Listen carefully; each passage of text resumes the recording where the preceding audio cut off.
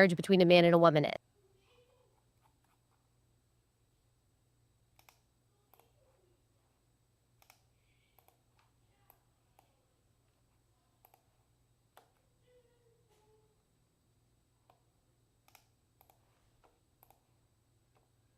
This is the guy that got dragged out. He's fighting and he's dragging. He's doing all this stuff, right? You can't do that. You can't yell and do this. Like, what are they going do? What are they doing here, right? I mean, you need two people to.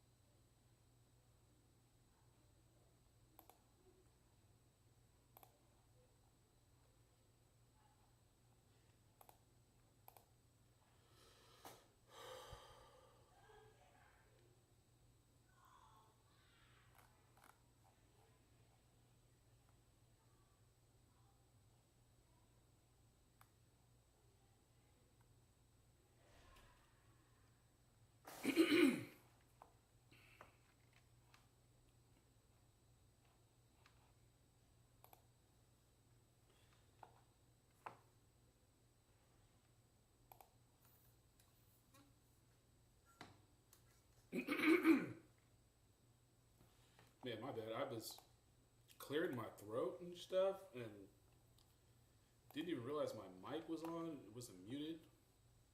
So my bad for anybody's ears that have been listening to me clear my throat. I don't know. I think I might be getting sick. I'm just checking my links right now. Sorry about that, guys. Trying to figure out exactly where I want to go, and I want to start here. We're gonna jump into Iran, but more of like the periphery of Iran. Everybody kind of knows what's going on. I've got some bookmarks I'm going to go through, but before I go in on this, what I want to say, and I should probably bring me up. What I want to say about this, about what's going on, what I think.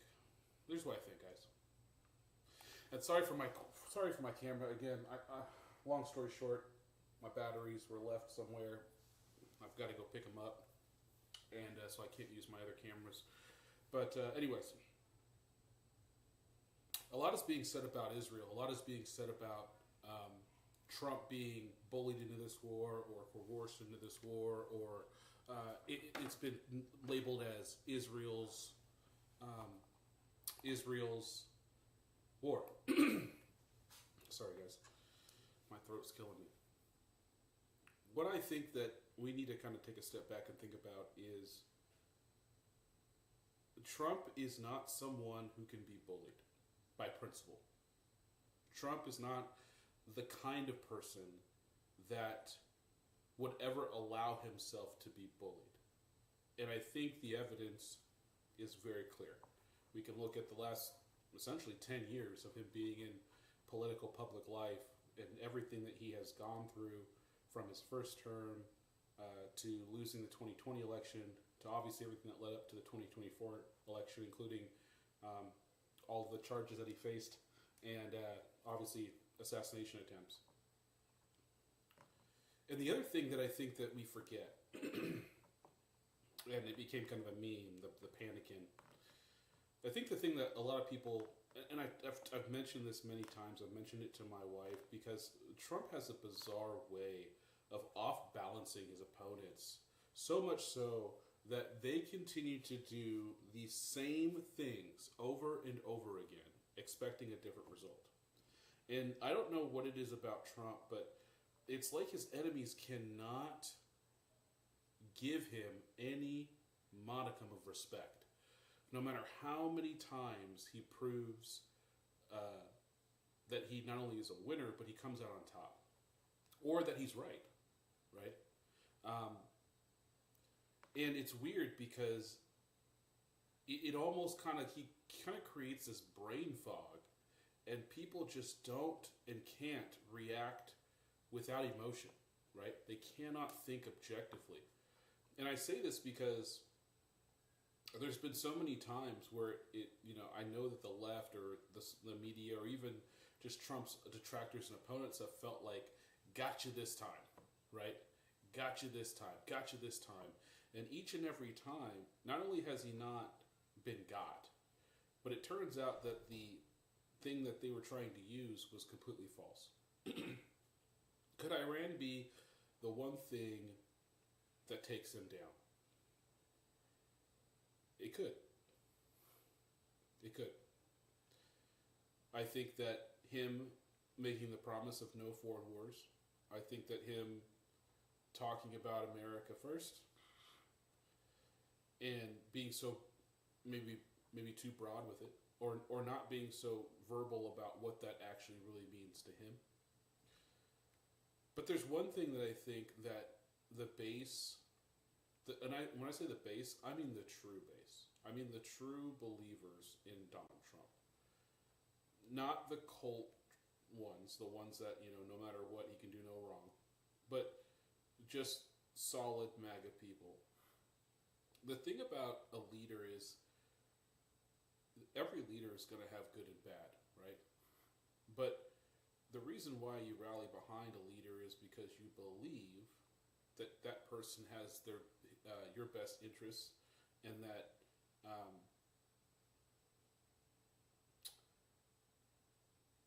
he's going to be effective in the way that he is going to obtain the objectives that you seek.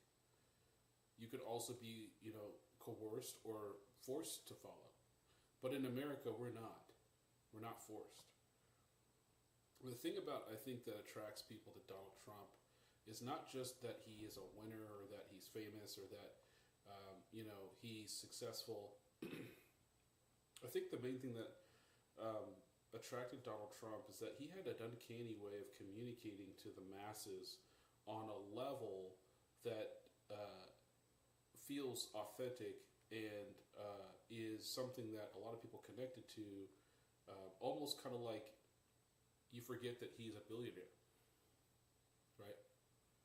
And I think a lot of people not only see themselves or a part of themselves or maybe the best part of themselves in him and what he's accomplished, but I think people also look at him and think, he's for me. Now, that garnered him a lot of loyalty. And the one thing about Trump is he is a loyalist, right? He cares about people staying loyal and believing and trusting, because I think that's how he operates, right?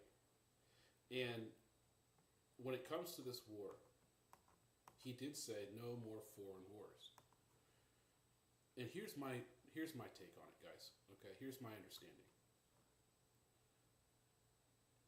First and foremost, myself, I'm a Christian. I believe in Jesus Christ as my Lord and Savior. That is my worldview. That is where my foundation is. Politics, to me, is downstream from belief. People like to say it's downstream from culture. Culture is just a pot of things that stem from belief systems, right? And tradition. That's really what a culture is. In America, we have a Judeo-Christian culture, right? Our founding fathers come from a line of Christianity or from different denominations of Christianity, and ultimately our laws and our principles and our beliefs in the Constitution are foundationally set from the Bible. That tradition is the foundation of America. It is why we have the freedoms. It is why we think, how our systems work, and ultimately why we've been so blessed. Now, that being said, Israel as a country I believe, didn't come into fruition as a country of modernity, I think, until the 60s. You guys can fact check me. I think it's 60s or the 70s, something like that. And I believe that Israel has always been an ally of the United States of America. And strategically, Israel was very important to America because it was the only friendly country in the Middle East that we had. And so we protected Israel because we wanted some kind of foothold. We wanted some kind of, ability to gather intelligence on our adversaries in the Middle East at the time. And over the decades, Israel has proven to be a very good ally to America.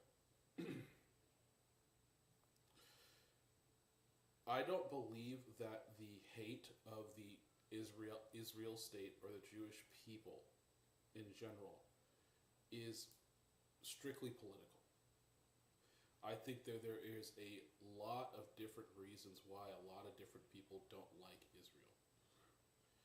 From a race perspective, I don't agree with that. I think that's disgusting. I reject that. From a merely political, geopolitical view, I absolutely think that Israel is vital to American interests in the Eastern Hemisphere. For several reasons. One, they have a lot of resources. Two, they have an extremely well-trained army and air force and military operation. Three, they are top three, maybe top two, in intelligence gathering and intelligence training in the world. But the thing where it stops with me with Israel is we have to take a step back and realize, like, Israel is small, okay? It does not have the kind of influence that people really think it does. It just doesn't. Israel does not have the influence without America. If Israel is by itself, it will not last. That is just a fact. Israel needs America. Okay? And if you wanted to follow down the conspiracy theories, you wanted to go down into all of that stuff about Israel, even if Israel and the Mossad agents had, let's say, dirt on politicians, would it be enough to take some political campaigns, some people? Maybe, maybe not. What it won't do is it won't cause cataclysmic institutional destruction of America. That's just not what's going to happen. If there's a cleaning of a house, which there probably needs to be a cleaning of a house, there's a cleaning of a house. But then where does that leave Israel? It leaves Israel alone and can never be trusted again, which they will never do that. They will never do that. Because truth be told, Iran may be stopped now, but we don't know what's in the future. We don't know if there's another Iran that will spout off. We don't know if there's another anti-Semitic group of people that want to go after Israel. So we don't know that, right? So they're not going to do anything that's going to hurt the relationship with America because they need America. Now, do they have strong influence? Without a question, without doubt, they do. Some people might say that that's earned. A lot of people say that that's, a different type of influence. I mean, I tend to agree with the former. I think that they've earned it. I think they've done a lot of things for America that have been seen and unseen, and they've earned their place at the table with America. And I think Obama would agree with that. Bush would agree with that. Trump would agree with that. I honestly, you'd have to go back probably, since the inception. I don't see what president would disagree with that. America has always stood with Israel as a partner and as an ally. It's been one of the most fruitful, productive political relationships in history, especially in American history. Now, if you want to argue about Israel if you want to argue that if you want to argue that America, including Trump, is doing Israel's bidding, I've heard a lot of conjecture about that. I've seen a lot of conjecture. Okay, I've seen a lot of people say that this war was started by Israel. It's Israel's war, and we should have nothing to do with it, and yada yada yada yada yada. Okay? Now, if that's true, and Trump is somehow bullied or coerced or tricked or whatever it is, then I would I would be very upset. And I think a lot of people in my shoes who are willing to give Trump the slack to see what produces this would be very upset. And is that a rational outcome or a rational thought? I think it is rational. But I also think it's irrational to believe it without any kind of evidence. There is zero evidence that this is, quote unquote, Israel's war. Trump gave the go-ahead, and the United States military fired. Israel has helped us with this. Now, there was a press conference where Marco Rubio said something about, Israel was going to do X, Y, and Z, and then, it kind of moved up the timetable or something to that effect. But I've watched that news conference. I have it saved where he said it was taken out of context. This is exactly what he said, and he repeated himself. And so that's not what he said, okay? It was misreported. And they asked Trump point blank, did Israel basically say, we're going to do this with or without you, and you did it? And he said no. And he said, I already knew that this was most likely going to be the outcome, right? And here's the other thing. I don't know if you guys know this, but in the negotiations, it was said that the first thing that Iran had said to Jared Kushner and Steve Witkoff, the two special envoys who do a lot of the negotiation around the world for Trump, the first thing that they said to them is that we have enough to make 13 bombs, nuclear warheads. We have enough uranium to make 13 bombs. That was the thing that they said. And when they said that, the talks pretty much ended. And I think a day or two later is when they started getting destroyed. They thought that they were going to be negotiating from a place of strength and a place of fear. But they miscalculated because they couldn't get out of their own way. Because they're so used to dealing with impotent men of the West that they actually rolled the dice on the wrong one. And now they're finding out. And my point is that even though Israel is benefiting, and they absolutely wanted this to happen, let's not be stupid and let's not be naive, right? Israel has been wanting this to happen for a long time because ultimately Iran is an existential threat to them. So there's two things can be true at once. One, Israel wants this to happen. They probably pushed for this to happen. They probably did everything they could to influence this to happen. I'm not doubting that for a second. And two, Trump made an independent decision, right, of saying when and where and how, or if. Now, I personally believe that he's had his hand on this button for a long time. And I personally think that Operation Midnight Hammer was literally this Operation Epic Fury, but obviously just one thing of it, right, which was taking out the nuclear sites. But I believe that this option, this specific option, is one of the things that he already was planning on since he first got in office. I think that was one of the first things that they started doing, is stockpiling and getting ready for this. And they've had, roughly 12 months, right? 12, 13 months to do this. I think that the team that we have in the office is thinking far, far ahead. And I believe that they're 2 steps ahead of everybody.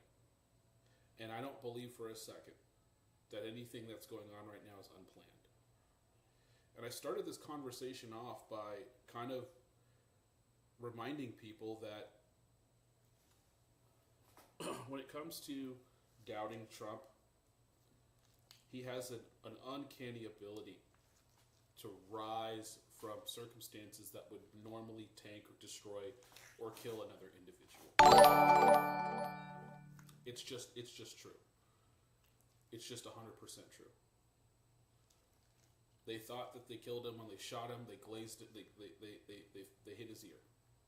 They thought they were going to kill him and take him out with the golf course. He gets caught. They thought they were going to imprison him with a whole bunch of trumped up charges, and they couldn't make him stick because they weren't legal. They tried to twist the law as much as they could, and they couldn't do it. They tried to impeach him twice. Couldn't get it done. They've tried to do. Oh, thanks, man, for telling me my mic is quiet. Hold on, my bad. That's weird.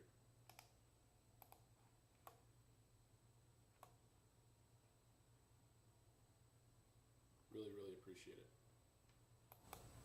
This should be better. Hold on. It's weird. There we go. So I say this because I think it's when stuff like I can't remember what happened where the whole panicking thing was going on. But what I want to just remind people is that Trump has an uncanny way of pulling a rabbit out of his hat. Now we are not technically at war. We are not technically at war. Okay, people are going to be like, "What are you talking about, man? You're bombing everything. People are dying. Of course we're at war." What I mean by that is that we have not made a declaration of war. So the president has what's called the Wartime Emergencies Act of 1978 or 73, something like that. And it gives the president 60 days up to 90 days to enact any kind of military campaign that is in the national interest and protection of the United States, because he is the commander-in-chief. After 90 days, he has to come to Congress and get an extension or make a declaration of war. Okay? And that's an important distinction, because right now the United States is not in a declarative position of being at war with Iran. We've only struck them with our air forces and our navy. We have not invaded. Okay? Why that's important, in my opinion, is number one, Trump can technically say, I didn't start a war. We didn't go to war. I just hit them with everything we had. I decimated them, like I did ISIS. And, if you want to talk about boots on the ground was Venezuela. We technically had Delta go in, boots on the ground, kidnap him, put him in a chopper, and take him back home, right? That was technically boots on the ground. But that wasn't a declaration of war either. That was a strike. It was a surgical strike, okay? Now, this is more of a surgical mass strike. It's surgical because we're picking our targets and we're hitting them precisely. We're not carpet bombing. And it's mass because we're doing it in mass, right? So it's a huge strike. But multiple presidents, including Obama, have done similar things, especially in the Middle East, Syria, Libya, etc. So it's an important distinction. The other thing that I want to remind people is that Iran has been in a declarative war with the West, with America obviously being the poster child since its inception in the 1980s. They have been at war with us. And I know the question is, well, if they've been at war with us, how come we never did anything? How come we aren't at war with them? That's a good question. And to be honest with you, I don't really have an answer to that. I have opinions. My opinion is that we had an impotent, weak president by the name of Jimmy Carter in the 80s when the kidnapping of the Americans, I think it was in Beirut, I can't remember, and he did nothing about it. And there's a clip, and I think I have it, and I'll try to find it. I don't remember if it was on X or if it was on YouTube, but it's a clip of Donald Trump talking about it, I think in 1989, and him specifically saying, yes, or the interviewer saying, do you believe that we should have done something about, what's going on? He's saying, yeah, if we have to invade, we have to invade. Because if you let them do this and you do nothing about it, it's going to provoke more hostility, right? And of course, we did nothing about it. And in the 90s and the 2000s, and because every president kicked this can down the road, because they were too afraid, especially when Iraq happened. After Iraq, there's no way you're getting boots on the ground in Iran. And to be honest and to be fair, just to be fair, we live in a time now in 2026 where the military technology, and you got to give credit even more. You got to give Trump even more credit, because when he came into office in 2026, remember the president before him was Obama. From 2008 until 2016, Obama was the president, right? And the military was pretty much dismantled. It was not an offensive powerhouse, okay? And so when Trump came into office in 2016, he brags about it all the time. He completely revitalized and restructured the military, because he knew this was the plan all along. He did not think he was not. He thought he was going to get another 4 years. He did not plan losing the 2020 election. So essentially from 2016 until 2024, he had a whole plan, right? But obviously COVID happened and him losing the election happened, right? So he had, and honestly, it was probably a good thing for him, because he was able to solidify that plan and to really hit the ground running, which is why you've seen so much stuff happening as soon as he got into office, because he was already prepared to do all that stuff, because he'd been sitting on this for essentially 5, 6, 7 years. Now that being said, remember the whole entire point I'm making is that Iran has been at war with America and Israel since the beginning of their caliphate. These and people say they're radical Muslims. They're not radical Muslims. They're fundamentalists. Okay. Their scriptures and their God demand the blood of non-Christians. You will either pay the jizya, or you will be a Muslim, or you die. There's no other middle ground. That's why it's death to America, death to the West, because they are the antithesis to their belief system, right? They're a theocracy and they're a dictatorship. They're not a democracy and they're not a republic and they're not Christians. They hate Christians because the Christians are against their God. This is very important to understand. They're not radical. They're just fundamentalists. And so the point that I'm trying to make is they're already and have already been at war with America, Israel, and the West, right? They're proxies, the Houthis, the Hezbollah, and Hamas, and I think ISIS, right? I might be wrong with ISIS, but definitely the Triple H. Those are funded by Iran.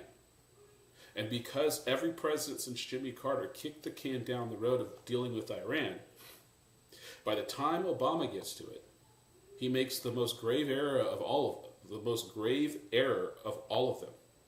He does a deal, which is a terrible deal with Iran, which basically enables them, pays them the money that we sanctioned. Like, I think it was like close to like $2 billion or something like that, like $1.8 billion or something like that. He releases the cash that we were holding back to them. While also in exchange for not pursuing a nuclear weapon. But they basically lied. They took the money, they funded all the terrorist groups, which is why you had all the terror happening all the way leading up to October 7th. Which is why that guy on CNN, on Abby Phillips' show, he said, and they cut to a commercial break, and I saw that clip too, and I'll find it, said, Obama, he gave Iran all this cash, and you can tie a direct link from that to October 7th. And he told no lies.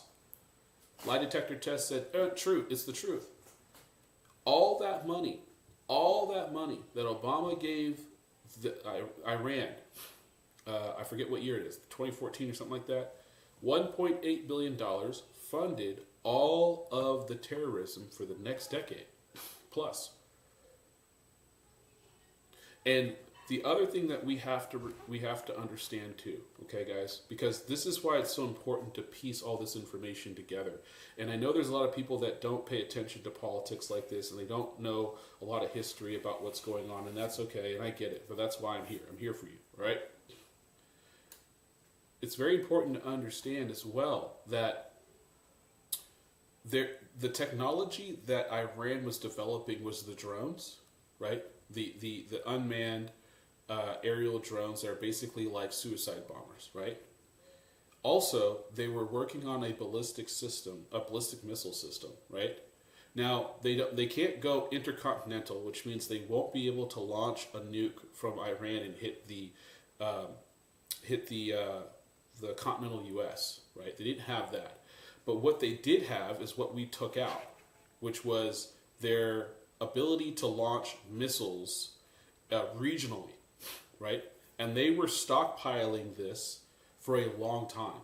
And they were going to be to a point where they were going to have such an embedded system that they would have basically a shield, right? They would have a shield around them for missiles that would prevent any kind of outside interference with their nuclear program.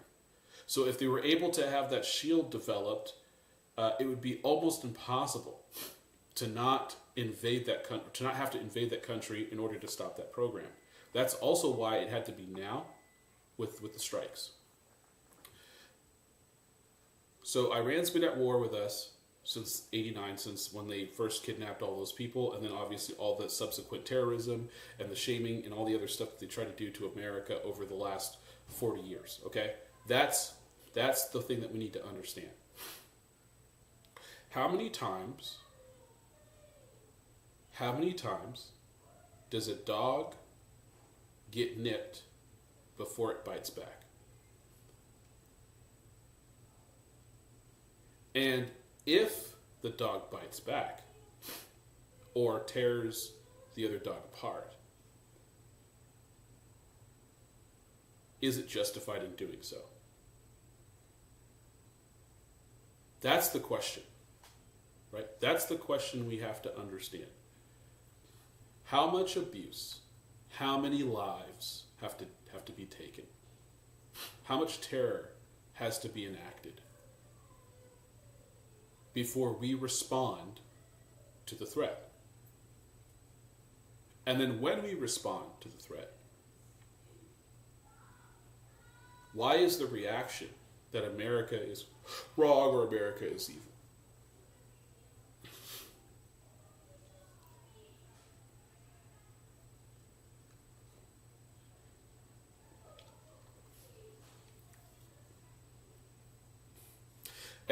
All the Gulf states don't like Iran.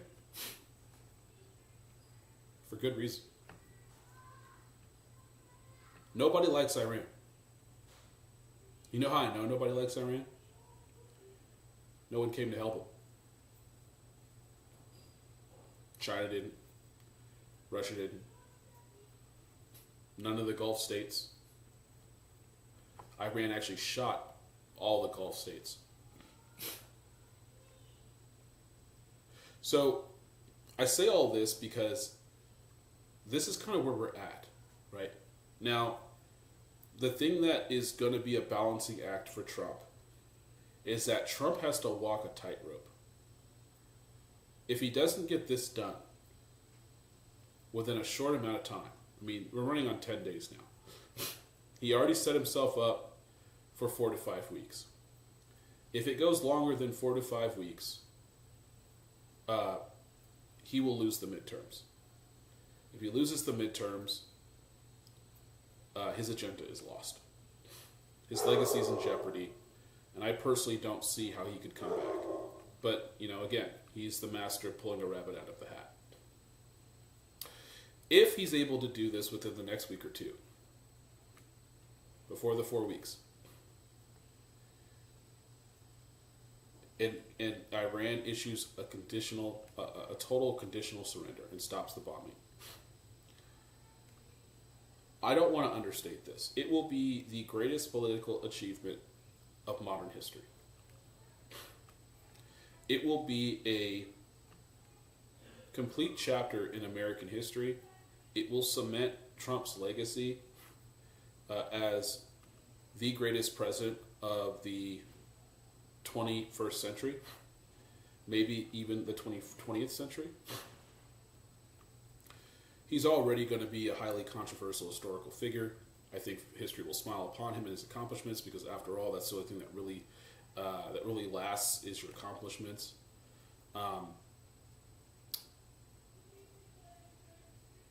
The other thing I want to talk about a little bit is the optics of that MAGA is fracturing. No, I don't believe MAGA is fractioning at all.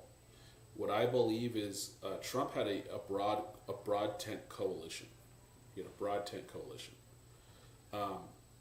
and the people on the outskirts of that coalition that jumped on the bandwagon after they saw the writing on the wall, who weren't real MAGA, who weren't real Trump supporters, but knew that this was the way the wind was blowing.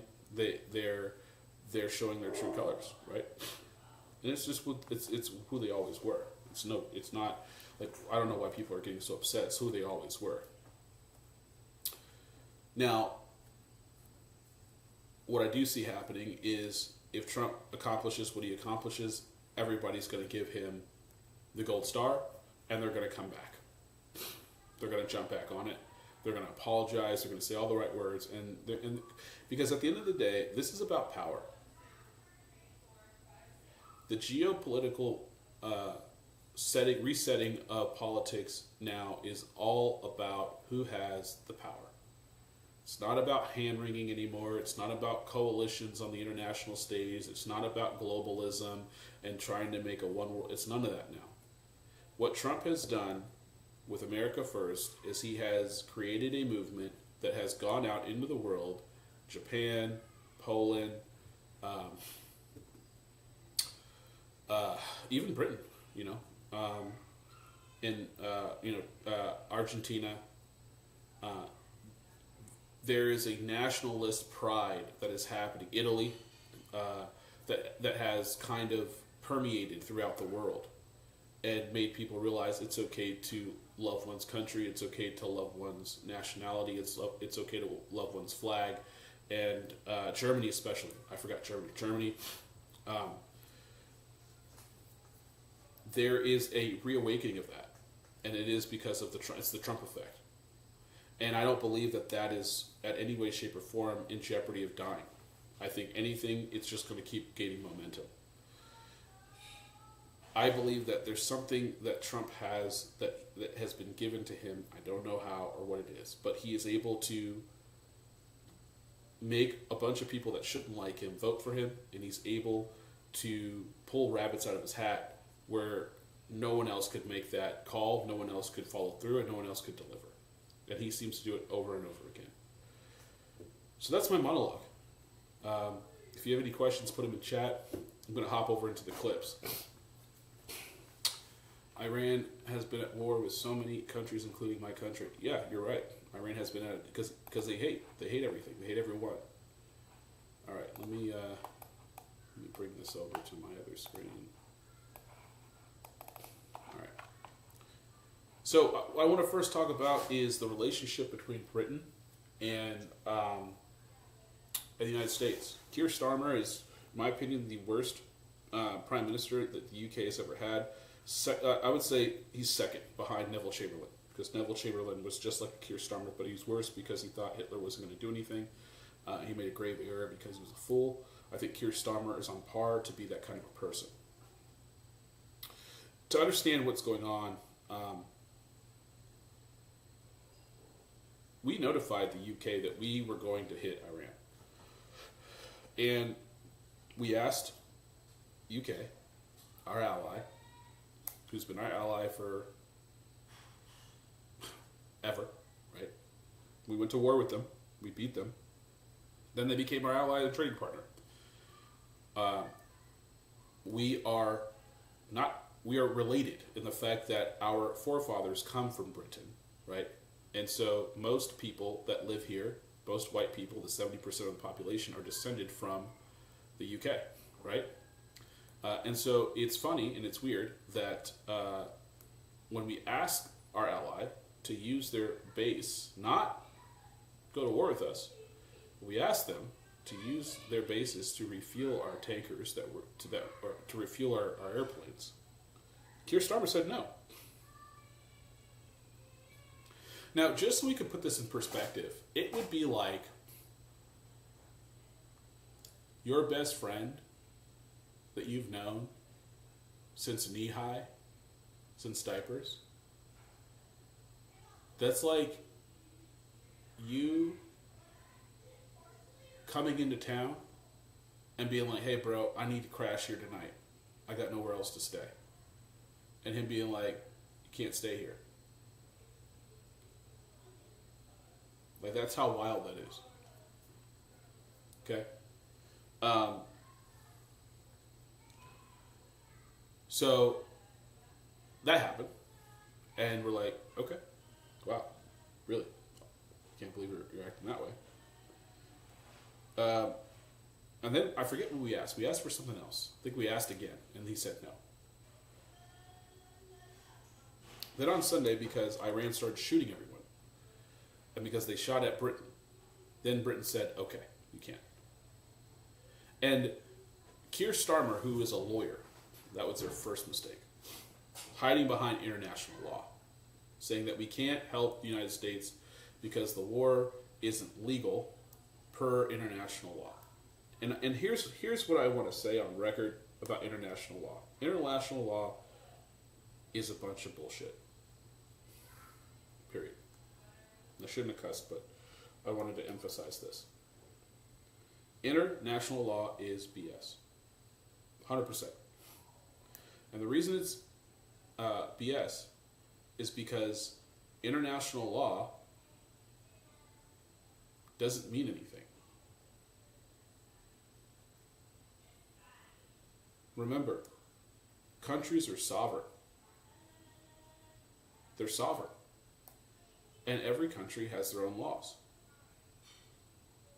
International law is impotent because the international community has no power. They have no power. You see, international law is created by the ones, laws are enforced by the powerful. If you don't have power to enforce law, you have no power, and your law means nothing. Not only does no one care about international law, at least the powerful don't. Because if it's against our interest, we don't need it. And there's no one that's going to enforce it. The only people that enforce the law are the powerful, and the most powerful country on the earth is America. It's the same thing with the UN, right? The UN is impotent. It has no power. It had no power because the people, or the country that was financing it and upholding it, was the United States of America. Europe and the Allies were using America to subsidize their security and to spend that money on woke, leftist, ideological, crazy nonsense. And they got into a false sense of security that the United States was going to be their credit card for the rest of their life, and that there was going to be some kind of global thing that they could just use America and then also not respect America because they were just the money. That's until Trump. Not only did he make them pay more, but he said, we're not going to protect you if this is how you're going to treat us.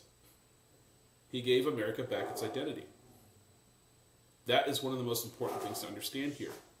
And so when Keir Starmer says it's an illegal war, based on who? It's not illegal for the United States. You weren't saying that with Obama. And like I said at the beginning of the show, we didn't declare war yet.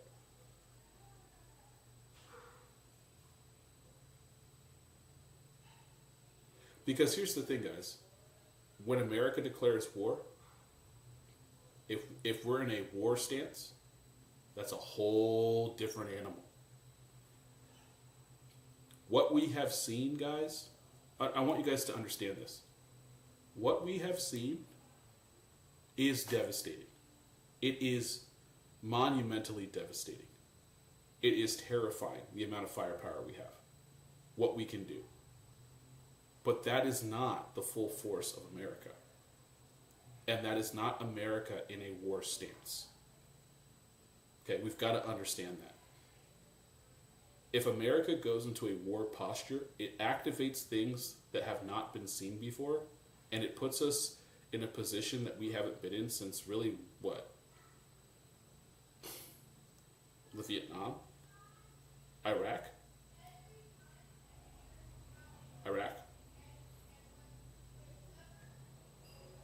It's not a machine that... It's a terrifying machine. And from what we've seen, the technology has leapfrogged greater than we could ever imagine over the last 20 years. I don't believe we're getting into a forever war at all. I don't think that that is even remotely the objective here, and it's not. He said that time and time again. So, Britain made the grave error of rejecting Trump's simple request, which was to refuel at their bases, and now Keir Starmer is groveling and apologizing, and Trump's not having it.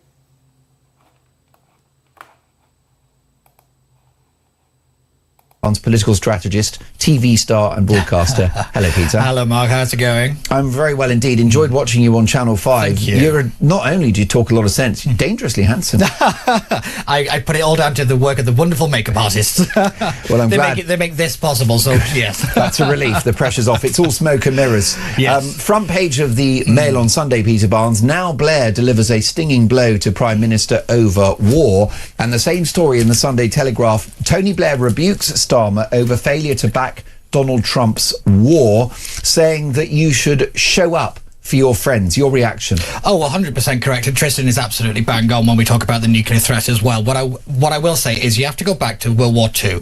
Britain went to war because an ally was invaded and attacked.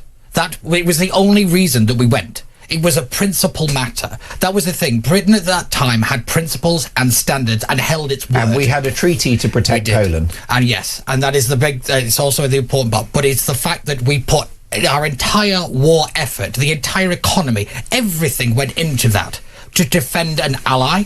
And an ally, America, asked for our help. All they wanted was refueling sites. That's all they wanted. And trust me, that's all they needed, considering the amount of ordnance they have and the military tech that is there currently in the Arabian Sea. But, you know, it was a trivial contribution that was required. Yes. And symbolic more than anything else. Exactly. But I will say that Britain basically wants to have a seat at the top table without paying a bill or throwing a punch. And it can't do that.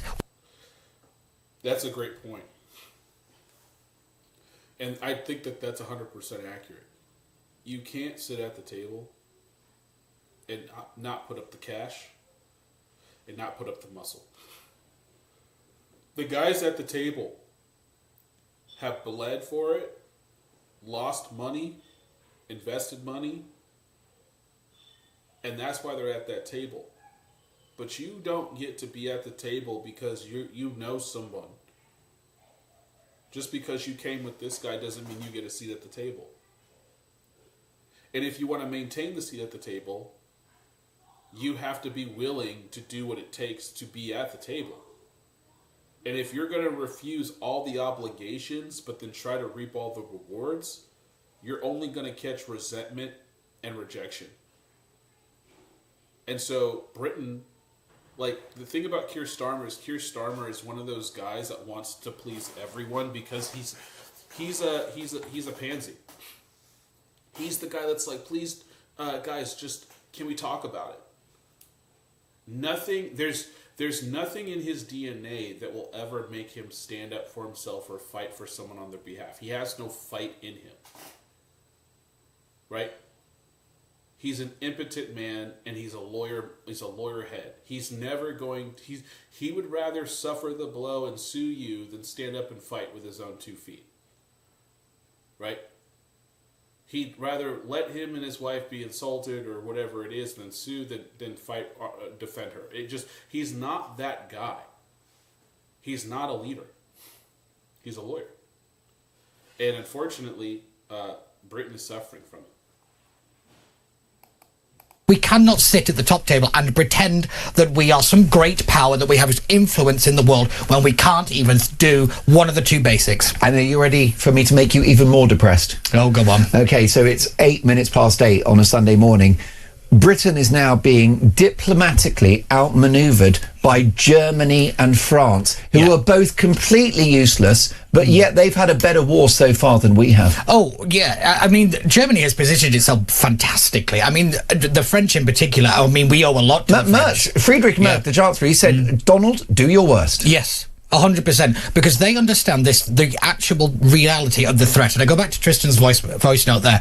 When we talk about the nuclear threat, what we actually mean is the IAEA, which is the International Atomic Energy Authority, basically lost what they call continuity of knowledge. This on a fundamental level is there an unbroken chain of custody of nuclear material. That is big, and that needs to exist. Unfortunately, they don't have it anymore. So what you're saying is this body has lost track of who's developing nuclear weapons and who isn't. It's over 400 kilograms of uranium at 60% enrichment. You need 90 to get to a nuclear weapon. That is a matter of weeks. To put it into perspective, you need 5% enriched for civilian nuclear power. They're at 60, and we don't know where it is, and it's tampered with. Oh, God knows. That is the definition of an imminent threat, where they already have the ballistic capability to hit targets outside. So they're provably not years away from developing a nuclear weapon. They are weeks. Realistically, weeks. And at best, months. Yeah, I mean, that is at best. Look. And this is another big reason. This goes back to what I was saying before about the ballistic missile shield and the nuclear program. And that's why they said we have enough to make 13 nuclear warheads. And I can also, if someone cares, I can find a clip of them talking about that's what Jared Kushner and Steve Witkoff were told. I think it was on Fox. But the point being is that if they have lost track and they don't know where that is, and Iran is claiming this is what they have, that's the information in which the president is making his decision on. Now, if you heard that, okay, just imagine you're the president of the United States. Just do a thought experiment. You're the president of the United States, and your advisors tell you, Mr. President, the IAEA has lost track of 400 kilograms of enriched uranium. It's at 60%. They don't know where it is. And then you have your advisors come in and say, Mr. President, the first thing they told us is they have enough to make 13 nukes. And that's where they want to negotiate from. And you put two of those two things together, and you look at all the past presidents since 1989 and what they've done with Iran. And we all know, everyone knows, even the left knows, if Iran gets a nuclear weapon, they will use it. It's not a matter of if, it's a matter of when, it's a matter of who. So what do? Now this is post-Midnight Hammer. This is after you've already hit them, that they are still talking about making a nuclear weapon. There is no deterrent. There is no shaking them. This is what they're doing. That's why he's wiping them all out. Because he is finding out there's no negotiating with terrorists. They won't negotiate. They're a theocratic dictatorship. So the only other thing you can do is wipe them off the face of the earth and start over. Luckily, when Trump basically tried to blow it off the face of the earth, the problem was you didn't remove the kind of drive to get the nuclear weapon. So yes, you can wipe out half of the bases. However, the actual drive to it was still very prevalent, and they were still ploughing ahead in other sites. So yeah, this idea that there was no threat is a categorical lie. And you're no cheerleader for Donald Trump at the best of times, but this is a noble war, isn't it? Given the fact that Iran is the single biggest sponsor of global terror, arguably the worst regime since the Third Reich, Yep. and potentially a nuclear power. So there's an awful lot of thrust behind this. There's actually a moral duty to act. Oh, yes. This is an important statement that I think is getting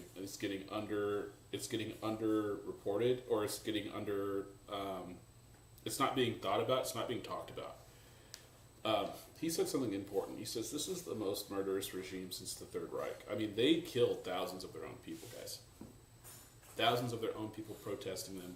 They slaughtered them in the streets, put them in body bags, and dumped them in a pile. Okay? That's not a lie. Matter of fact, I'll get to that after this clip. So that's one. But also, there is a moral duty here. Right? And I think that there is a... that's getting lost in translation. Okay? There's a moralness to this that I believe that this is not only justice, but this is protecting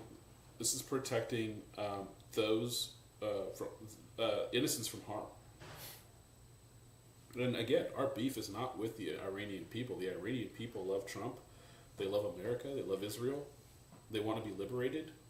They can't wait to be free from this regime. It's this murderous caliphate Muslim regime that is the issue. Well, it was imperative that we did, for the fundamental basis that, you know, Britain's Prime Minister is supposed to protect and defend its nation and its citizens.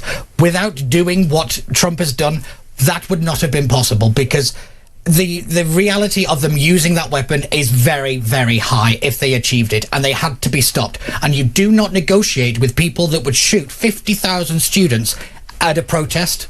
That's what they did, and then made the families pay for the bullets and made them search through body bags to find their dead children. That is what that regime did. And actually find people or to charge people to get the bodies back. That's crazy.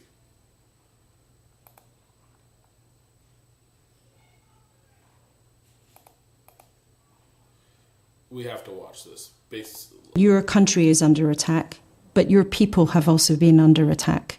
Since we last spoke, your government has killed thousands of its own people in the streets who had the courage to stand up to protest against the suffering that they have been experiencing at the hands of the regime. Thousands of people were killed. How on earth do you justify that, Ambassador? The Iranian side has their own problems due to the economic sanctions against us. And the Iranian people, unfortunately, has their own problems, in this matter. But I do believe, yes, now our people are in a very painful and sensitive period of time, but they are supporting the government against the foreign invader, foreign aggressors. To say that's 100% lies. That is not only false news, fake news, that is propaganda. This is from the Iranian ambassador to Britain. Okay, this is a disgusting response. That woman is holding back everything she can. You can see it on her face. Look at this woman's face. Look at that. That is a face of absolute disgust. As you should be. She's saying, how do you justify your government slaughtering thousands of its citizens for disagreeing with them? And he makes some cockamamie, weak response about the people being in a sensitive place or time and how they support the government. They don't support the government. Before you guys turned off the internet, we saw a bunch of them in every city cheering the death of Khomeini. Every Iranian in America seems to be celebrating his death, and Trump, and Israel, and America. I don't know what you're talking about. And why would anybody support the government who slaughters them, makes them pay for the bodies, and has to search through their bodies for their own children? That is not a face of concern. That's a face of utter disgust. And that is a terrible response. See, if you go to the inside of Iran, you can see one solidarity, one unity among the people. Yeah, the one solidarity and unity is that you're evil and that they hate your government and they want to be liberated. That's the solidarity, not standing behind the government that, let's be honest, doesn't exist anymore. Almost all your leaders are dead. We would love to be able to report independently from inside Iran to see what is really going on. Why not? But we have seen much of what has gone on. Just Why not? this morning, I looked at many of the images and watched some of the videos from what happened to protesters in your country in January. I looked at images and videos verified independently by our colleagues at BBC Verify that show body bags littered over the courtyard of a mortuary, the Karizak Forensic Medical Center in Iran. I saw images of young, old. Look at her face. Look at the mouth. Look at the eyes. She is barely holding back her horror, anger, and disgust. I mean, I don't even think she wanted to do this interview. I think that she was like, I don't know if I can sit in front of this guy, because I feel like I'm about to tear his face off, because that's what she looks like. She can barely contain her disgust, which I get. I totally get. Like, how do you justify this? Teenagers, people killed by your government, beaten faces, bloodied bodies, gunshot wounds. How on earth do you justify that and sit there today saying, our people have some complaints? Your government killed thousands of their own people and the world... He's about as red as his flag. Look how red he is. He's so embarrassed. Guys, I'm backing it. Watch. I'm going to back this up. Back this up. Look at that. Look at that color on his cheeks. He's not red there. He's kind of red here, huh? Maybe it's a switch of the light.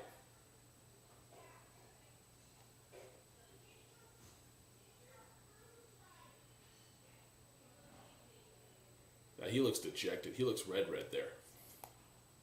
People have some complaints. Your government killed thousands of their own people and the world saw that. Laura. Why are you shaking your head? Why are you shaking your head? Why are you saying no? What? Their own people and the world. He was about to say no. He was about to say no. He was about to say no. And he stopped himself and said, Laura, what a piece of waste. The world saw that.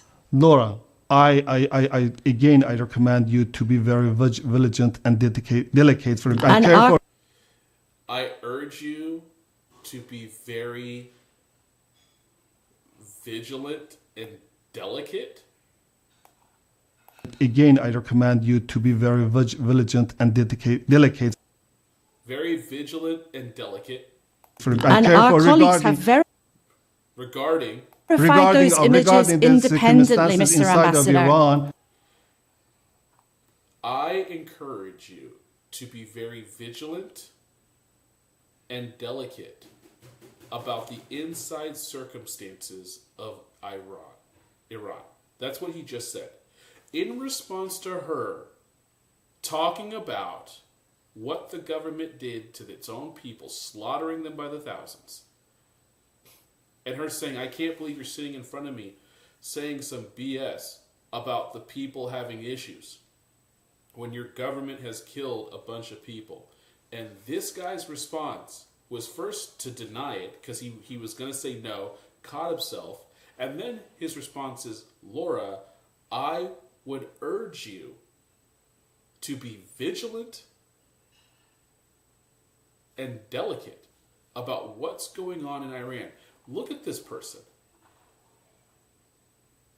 It's almost as if it's cognitive dissonance. It's almost as if he's trying to warn her to not say the truth.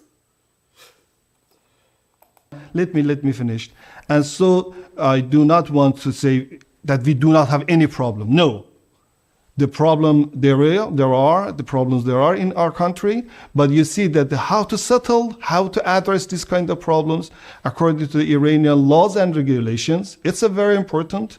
And the other than without any What is he? He's not saying anything. He's not saying anything. What are you talking about? Laws and regulations. You guys aren't doing any laws and regulations. You're just shooting your own people. You have no government. Your government is toast. What are you talking about? You're not even answering the question. You're saying a whole bunch of garbage. It doesn't make any sense. interference of the foreign countries against Iran. This was not about it's a foreign. very interference of the foreign country. There are the problems there are in our country, but you see that how to address this kind of problems according to the Iranian laws and regulations, it's a very important. And the other than without any interference of the foreign countries against Iran. This was Yeah, she's about to say it, but the interference with foreign countries, what are you talking about? If you're trying to say that this strike predicated or was influenced by the slaughtering of your people by your own government, and that the reason for the strikes being that, and not because of Iran's laws and regulations, like somehow that's bad. Like, he's doing everything he can try to do to spin this to blame America. But these people were protesting because you took all your money and you gave it to terrorists. So much so that they're running out of water. They're running out of water in Tehran. They're running out of water in all the other cities because you didn't invest in the water infrastructure and you knew it. You don't care about your own people. The economy was so destroyed, was so messed up. And it got even worse after Midnight Hammer. You guys didn't stop. You didn't fix it. You don't care about your own people. All you care about is killing Westerners. You neglected your people, and they were protesting because of it. In January. That's what was happening. Your currency was so inflated because of the lack of leadership and the sanctions, because you guys cared more about getting a nuclear weapon than cooperating with the rest of the world. And then, when you couldn't stop them, you killed them. It's disgusting. And it's absolutely disgusting that you're sitting here responding to these women's questions in a flippant way, trying to act like she's asking you a weird or bad question. On top of that, not even answering the question, making some weird cockamamie response about the foreign aggressors. You killed your own people, bro. You were aggressive first. You've been aggressive for 47 years, funding the Houthis, Hezbollah, Hamas, and every other freaking terrorist group out of the Middle East to kill, capture, torture, and rape other civilians that are in the West. You raise your children in your schools to say death to the West, death to the West, death to America, death to Israel. You produce propaganda to tear down the West, and you sit there smug and act as if it's just your people having a moment. This is why the world hates you. And when I mean the world, I mean the world. You have no friends, you have no allies, because you've ostracized everyone with your recklessness, your hatred, and your complete disregard of human life. Starting with the very people, your very own people. Anyone who defends this is crazy. was not about foreign interference. This was about your own people taking to the streets to protest against their suffering. And if you had nothing to hide, why turn off the internet during the protest? Great question. Great question. I don't even know if I can stomach another lie from this guy. I doubt he's going to respond. I doubt he's going to answer. If you had nothing to hide, why not allow people to report freely? Because what? What are we going to guess, guys? Because what? What do you think he's going to say? Because what? Because... Fairly. Because the internet now using for as a military devices against the Iranian security. You should be very delicate regarding for the... Because the internet was used against... Wait, what? Did you say against or for? And security. Against security? Against the Iranian security. Because we were hacking him. But the joke's on him because we could still hack you.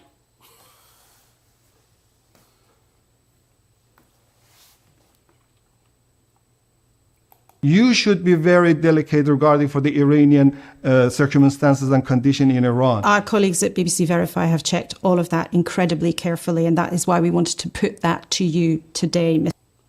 Yeah, he's acting as if they're lying or somehow they're pushing some false narrative. They're not. And there you have it, guys. We have the ambassador of Iran saying a whole bunch of BS. We have the BBC asking very tough questions, very honest questions. I'm very impressed by that reporter. And held his feet to the fire. He had nothing to say. These are the people we're dealing with. If they're willing to slaughter their own people and lie about it, what do you think they're going to do to Americans? This is a face of someone who does not care.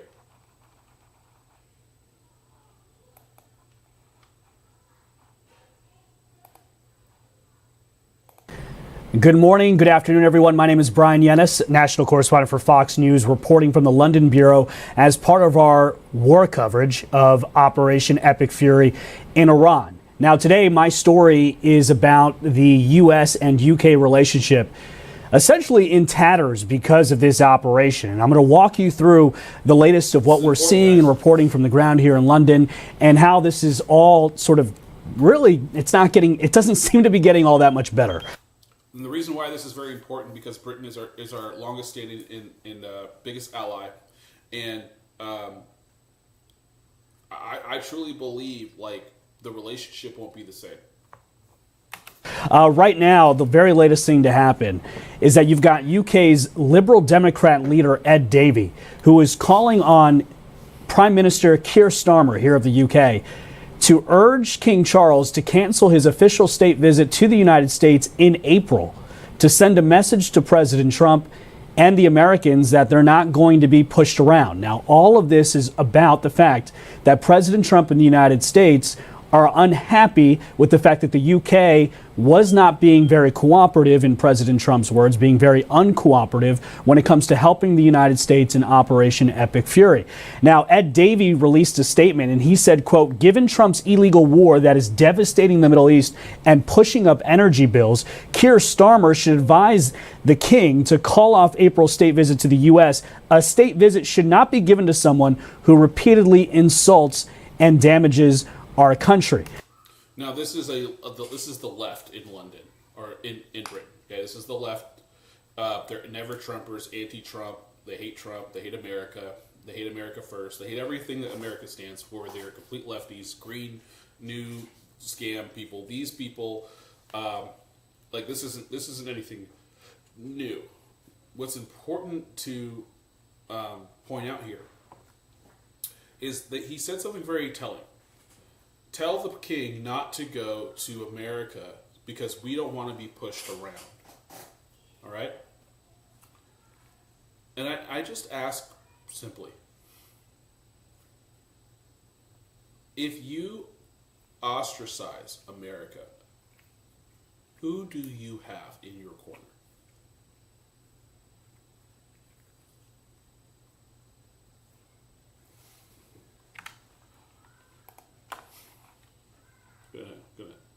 We're gonna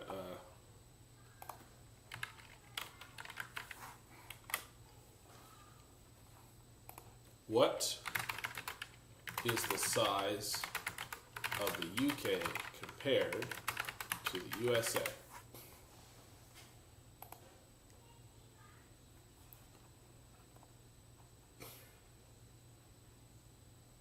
The UK is roughly comparable to the state of Oregon, or slightly smaller than Michigan. Now, for you people around the world,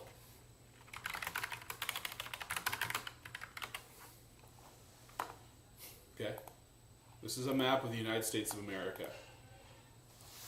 This is Oregon.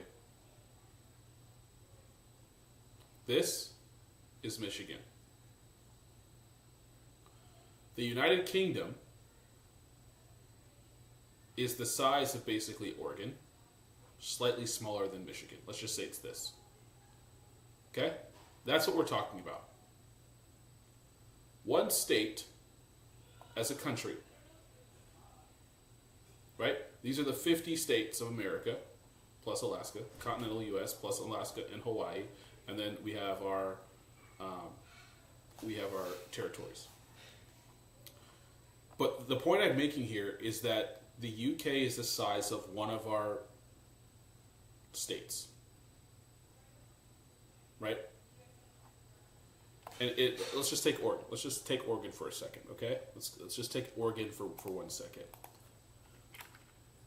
Out of all 50 states, where does Oregon rank as far as landmass? It's the 9th largest state. Okay. Colorado, Nevada, Arizona, New Mexico, Montana, California, Texas, and Alaska. Right. These are the top. These are the biggest states. Oregon is number 9. It's number 10. Right. So it's one of the largest states in America. That is what the UK is compared to us. All right. So now you've also have Ed Davey writing, a state visit from our king would be seen as yet another huge diplomatic coup for President Trump, so it should not be given to someone who repeatedly insults this country. So you have UK's Prime Minister Keir Starmer, who is receiving a lot of pressure internally here at home, but also receiving a lot of pressure from President Trump, who has spoken to the British press, who has put out a Truth Social post over the weekend, slamming Starmer for what is being called by critics a slow and weak response to the situation in the Middle East. Now, just to rewind, this all started based on what we know from our Jennifer Griffin and reporting out of the Pentagon. The U.S. asked the UK 10 to 15 days before Operation Epic Fury to use 2 UK military bases. 10 to 15 days prior, Keir Starmer knew that we were gonna hit Iran. Right? And I know the conversation went something like this. Bloop, bloop, bloop. Yo, Keir, it's Trump. Now, I don't want to, but I'm probably gonna have to. And if I have to, can I count on you to be able to hook a brother up to make sure my planes can fuel up? And Keir said, no, Donald, no. International law prevents us from ever helping the United States because that could be deemed illegal in the eyes of international law.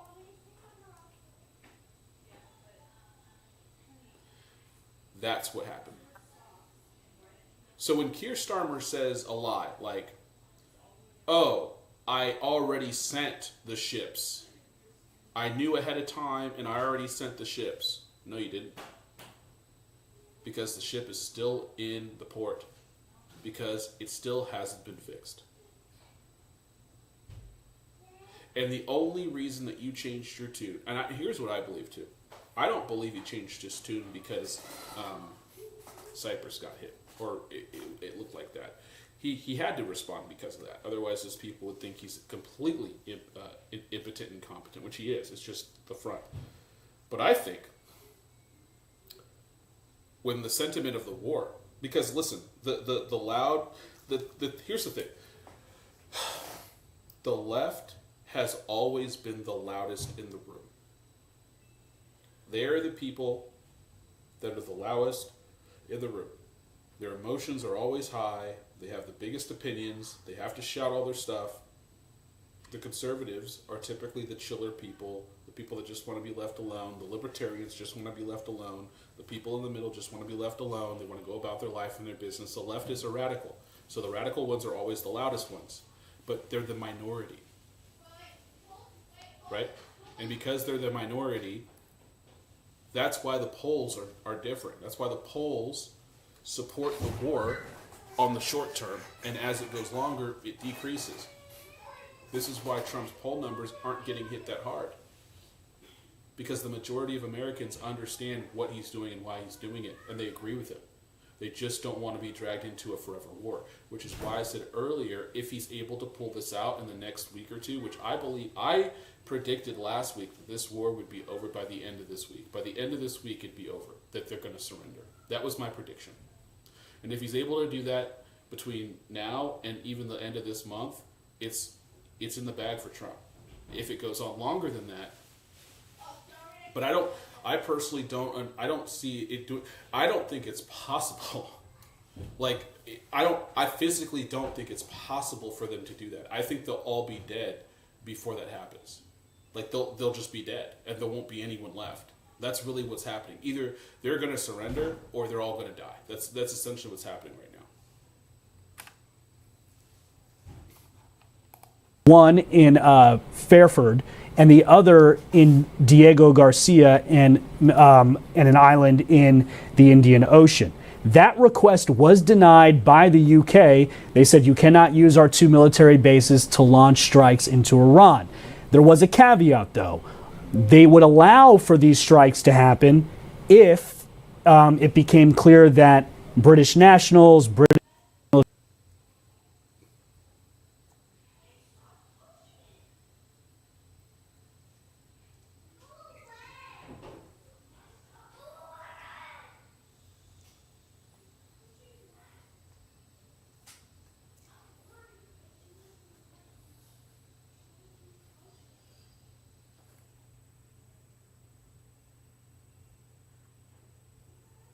Mm-hmm.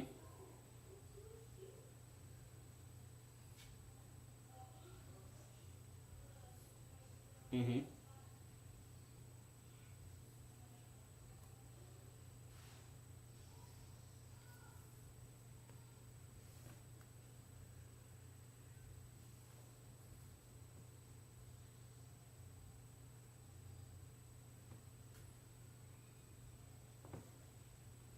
Mm-hmm.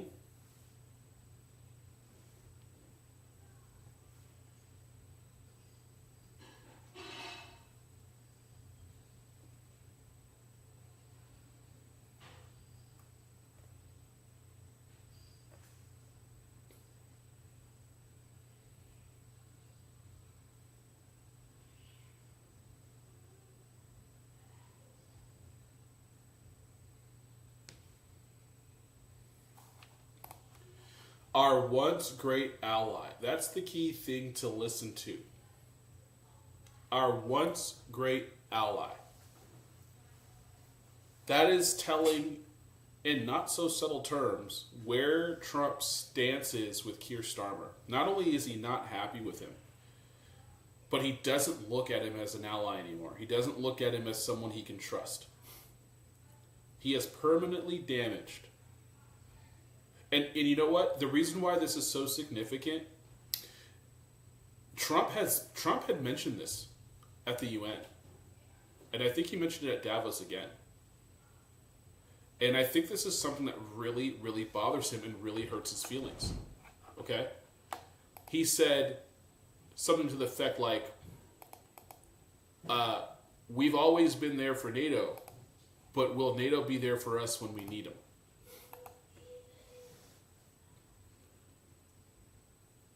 Right? If we needed NATO, will they show up for us? Well, the answer, I think it's a resounding no. How could they? If they depend on us and then we need help, how are they going to help us when they haven't positioned themselves to be of any help? That's why he told them, you guys have to raise your GDP spending to 5%. Because people weren't even paying the 2%. It was all America footing the bill. And if we got into a conflict, our allies wouldn't be able to help us because they didn't have any defenses. They didn't have. What would be the help? It'd be all on us. Now, and remember, the UN was birthed. I'm sorry about this guy's face. I'm gonna go to chatting. I'll come back to this. Remember, the UN was birthed out of World War II to prevent another world war because of the devastation of it. And believe me, it was devastating. I'm watching another documentary on it, actually, on Sunday, and it was talking about just what happened like directly after the war, right? May 1945 is when it was over. But like Warsaw was leveled, right? Berlin was destroyed, right? Like just mass devastation in Britain and in Europe, and what that looked like, and how they had to rebuild, and how they had to come out of that, and that was just a devastating war, right? And the scars of that war lasted a long time. I think there still is that kind of sentiment there, right? But the UN or NATO came out of the birth of that so that there wouldn't be another world war like that. And through the United Nations and NATO and the idea of having that happen, because it's been so long since that happened, there was kind of this, I don't know, mindset of lullness, of dullness, of thinking like, oh, war will never happen again, like we've solved the war problem, right?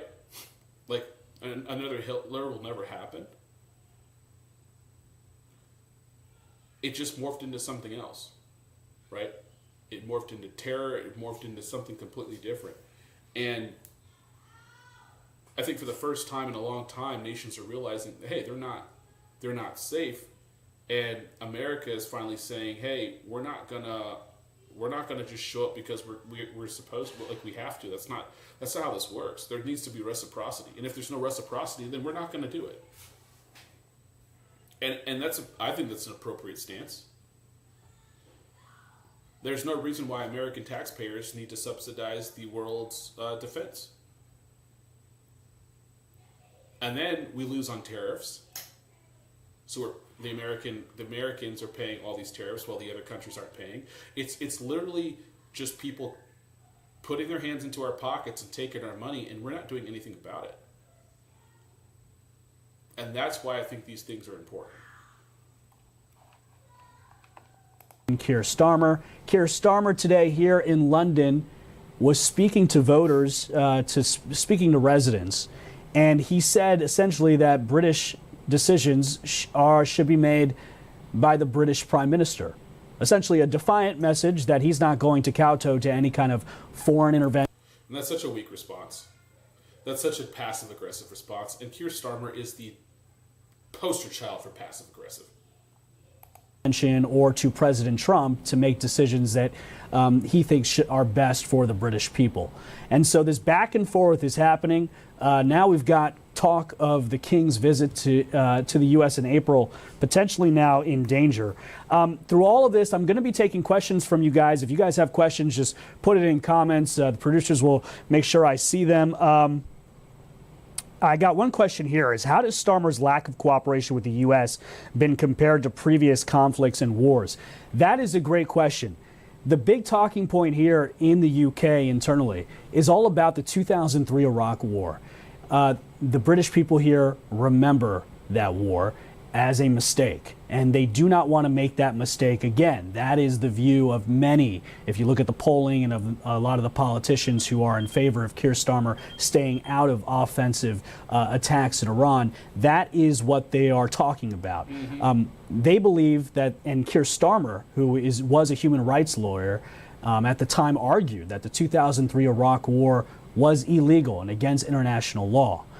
Keir Starmer, who is now the Prime Minister, has spoken on the floor of the Houses of Parliament and said pretty much the same thing, that there should not be regime change from the sky, and that this would be, in his mind, he didn't call it illegal, but it's essentially, they believe it would violate international law, that there are concerns about the legal basis of the U.S. and Israeli military attacks in Iran, and so therefore the British people should not get involved in offensive attacks.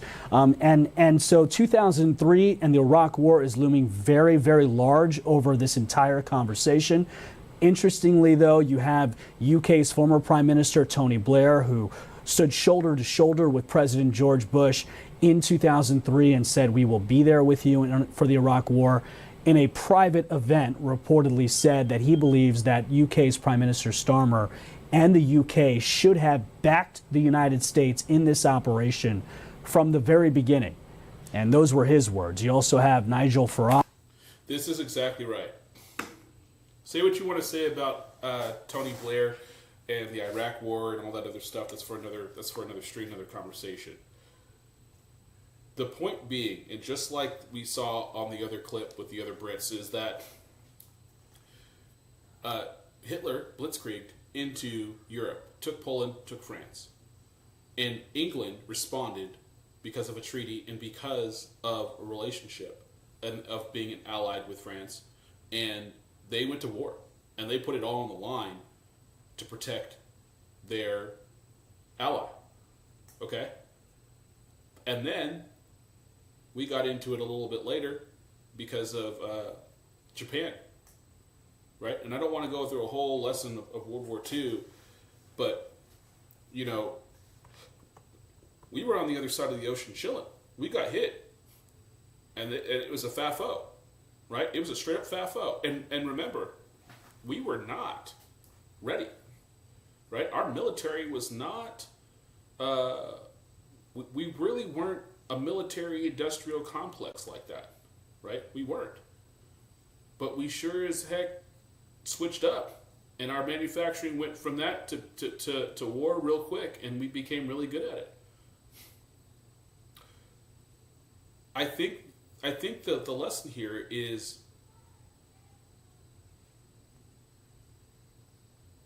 them saying no to us to refuel our planes is symbolic in itself.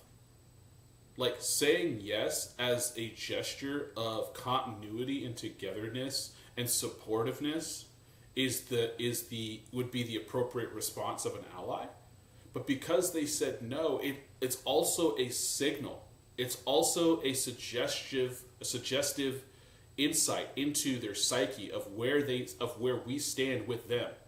It's a symbolic gesture of F you. You're on your own.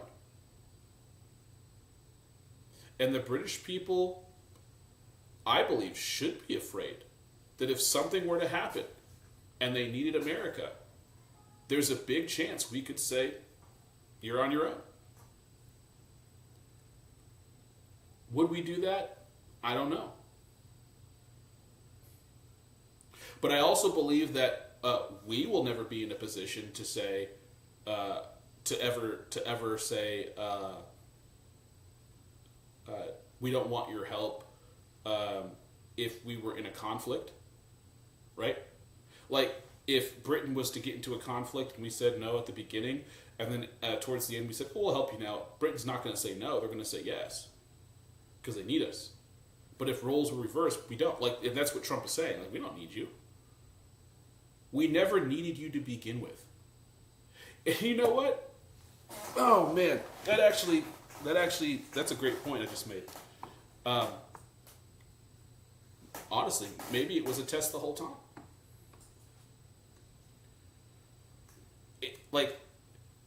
Having the British air bases was a convenience. It wasn't a requirement. So when you think about it, it really was a litmus test. Testing where Keir in Britain was at. Testing is a loyalty test. Because there's one thing I do know that Trump does. He does loyalty tests. He wants to see who's loyal to him. And he does it before he asks for something. He'll test, he'll see the results, and later down the line he'll ask. Or he'll tell, or request. So when Trump says our former ally, that's what he means. Like, you don't have preferred status with Trump anymore. And listen, even if the results of the Iran conflict don't shake out how we want it to shake out, the world is still going to move on. And we're still going to have to do deals, and we're still going to have to do things.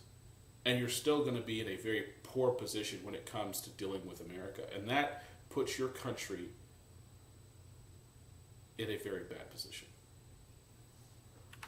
Who is an opposition leader here in the UK, speaking out, perhaps not so surprisingly, but coming out and saying, you know, ultimately we believe that it's an extraordinary move to say no to the United States at this time, and that Starmer has left, that he and the UK seem a bit friendless right now.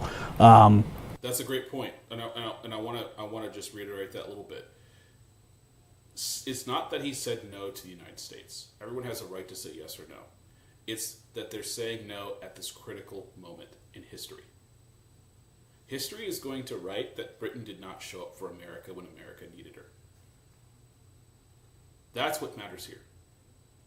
It's that they chose to stay out of it. They chose not to back us up symbolically. If they chose to say no symbolically, they would say no when we needed them the most.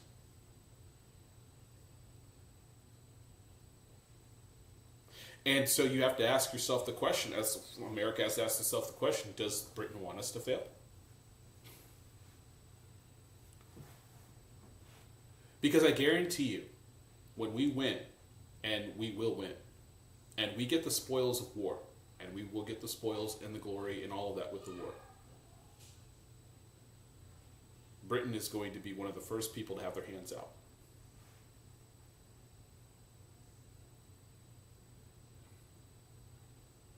And I believe it'll be a cataclysmic strikeout for Britain. You know, that he should not have stood up to the United States, and that the UK's... It's not standing up to the United States. I don't even know why you're phrasing it like that. That's ridiculous. Standing up to us to deny us your bases. That's not standing up. Keir Starmer stands for nothing but himself. There's no standing up to us. It's literally assisting your ally. You know, sometimes you may not agree with your spouse or with your friend, but you support them anyway because they're your spouse or they're your best friend. And even if they're making a mistake or you think they're making a mistake, it's not up to you to decide.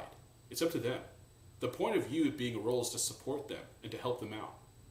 And if they do fall, to be there when they fall and help them get back up. Because sometimes people have to go down that road and they have to learn the lesson themselves. They have to learn the lesson the hard way. And sometimes you got to let them fall. Just like when a baby's learning to walk. You can't be all over them and not allow them to walk. You got to let them walk. You got to let them fall down. You got to let them pick themselves back up. You got to let them walk. That's how they learn to walk. You can't protect them from falling. Or they'll never learn how to walk on their own. You got to let them walk. And even if this was our walking moment,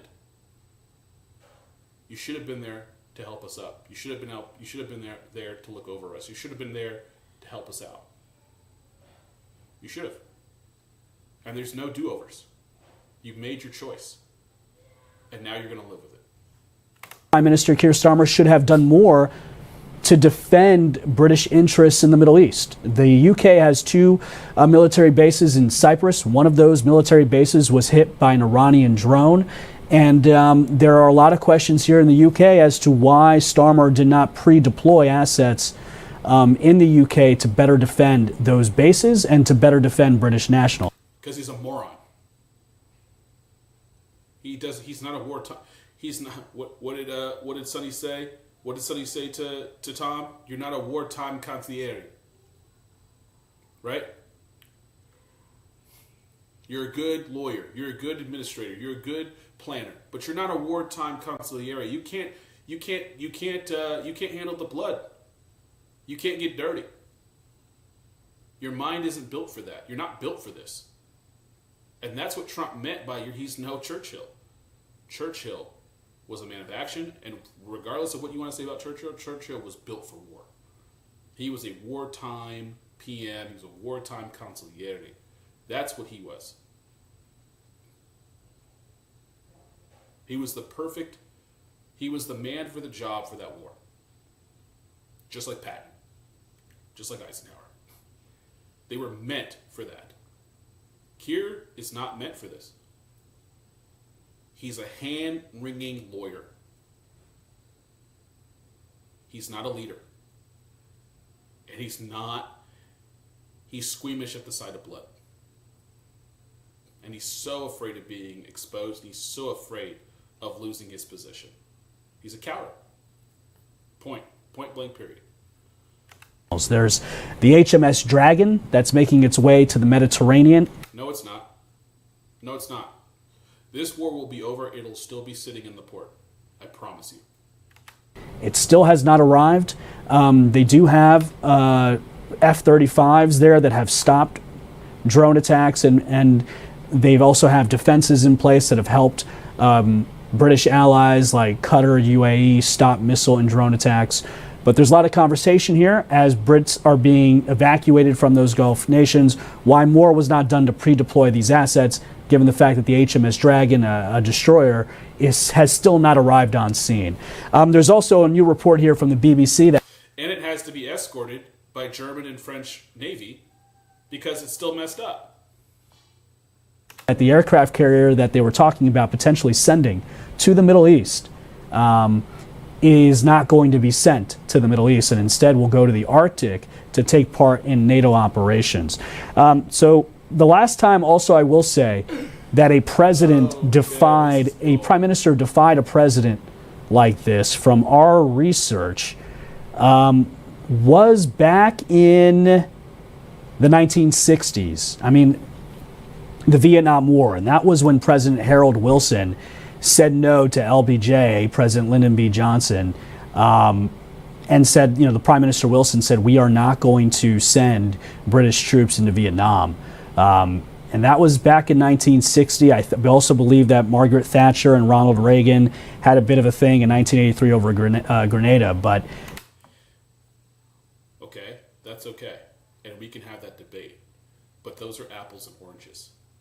We didn't ask for Britain to risk British troops and their lives on the ground in Iran. That's a big ask. It's a big ask. And you can argue whether or not they should say yes or no to that. We asked to use your bases to fuel our jets. Not risk your soldiers' lives. You would not allow us to land our planes and fuel them at your bases. Apples and oranges. This seems to be different. Obviously, recency bias it matters right now, but I think you have this sense that the special relationship between the U.S. and the U.K., as the United Kingdom is dealing with a lot of economic pressures, and at least from the outside looking into the UK, seemingly there's a feeling that the UK has weakened economically and also militarily. It's a managed decline. It's a purposeful, globalist, managed decline. They are diluting and destroying the sovereignty of Britain. They are diluting and destroying their culture as British people. They are bringing in third world immigrants in mass. They are turning Britain into a multinational, globalist culture from which the Brits will be a minority. And the country that was known for its culture and its imperialism and its colonies and its history will be gone. Unless the people have an awakening and they seize back their British identity and they take out weak globalists like Keir Starmer and start putting in people that are nationalists and proud to be British and repeal your laws that have stripped away your identity and destroyed your country and deport all the third world immigrants that shouldn't be there in mass. And don't allow any more to come in. And you need to do that now. And if you don't do it, Britain as you know it will be gone. And the only people that will have to blame is the British people themselves, because you elected them and you allowed it. And instead of listening to the warnings, ignoring them, and letting it happen, on you. No one is going to feel sorry for you. Least of all, Americans. There are a lot of conversations happening here in the UK about the UK's world standing. Not standing up here and having its military fully prepared. Questions about whether or not its military is prepared for future conflict. They have. Does anybody believe that if Britain was invaded right now, that they would be ready for conflict?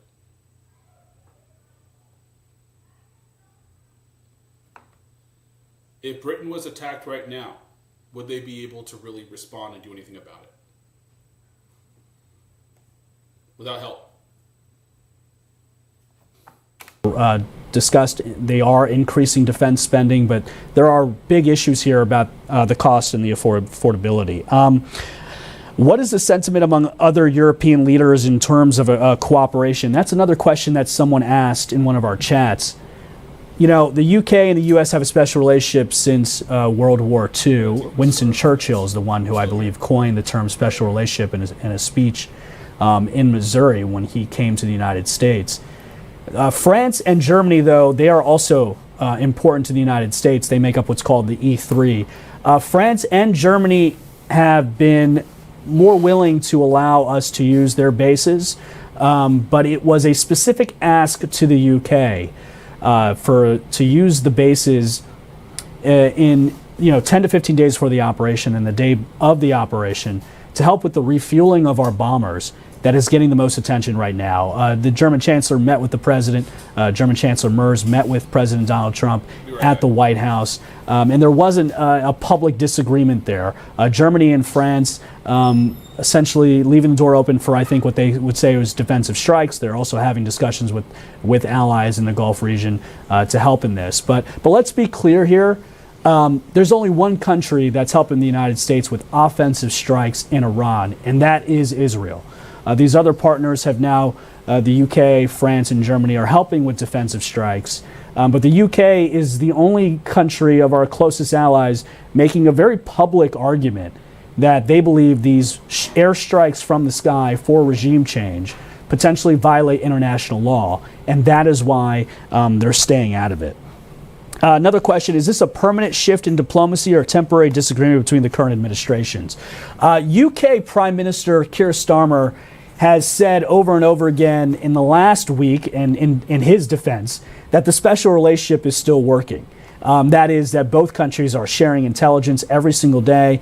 There is military cooperation happening in the region as the UK helps Gulf nations and the US defend against ballistic missiles and Iranian drone attacks. So from a practical day in and day out, from that context, it appears from the UK's perspective here that the special relationship is working behind the scenes. Our militaries and our intelligence agencies are in constant contact, which is incredibly important, as we know, as there is a fear here of not only Iranian retaliations from the sky, but also Iranian sleeper cells that could potentially be activated in the United States and the UK. In what could be domestic terror attacks, which is something that both governments are highly keen on right now in terms of keeping their eye on. So whether or not this is temporary or not, I don't know. I will say, as long as President Trump we've seen this before where President Trump gets into these discussions, it almost seems strategic because it's been said by some commentators here in the UK that the president knows what he's doing by talking about the UK and going after Starmer. He knows that increases pressure on the UK, the UK's prime minister, to do what President Trump wants the UK to do. The comment of "it's almost strategic" kind of shows this person, whoever this guy is, I don't know But it's this thing that I was kind of hinting at or talking about earlier in the stream, which is Trump is able to create this brain fog in people that makes them so emotional about him. It clouds all judgment. It destroys people's thinking faculties. And it's because for some reason they want to believe that he's an idiot. They just do. And it's because he doesn't talk how they think he should talk, whatever that means. But to think that this man is not a genius, is not a political genius, is not a business genius, is flat out foolishness. Just because he doesn't speak in a way that makes you feel warm and fuzzy inside doesn't mean that he is not a smart man, doesn't mean that he's not strategic. If you think this is all flying by the seat of the pants, it is not strategic or is not thought out or he doesn't have advisors, the man watches everything.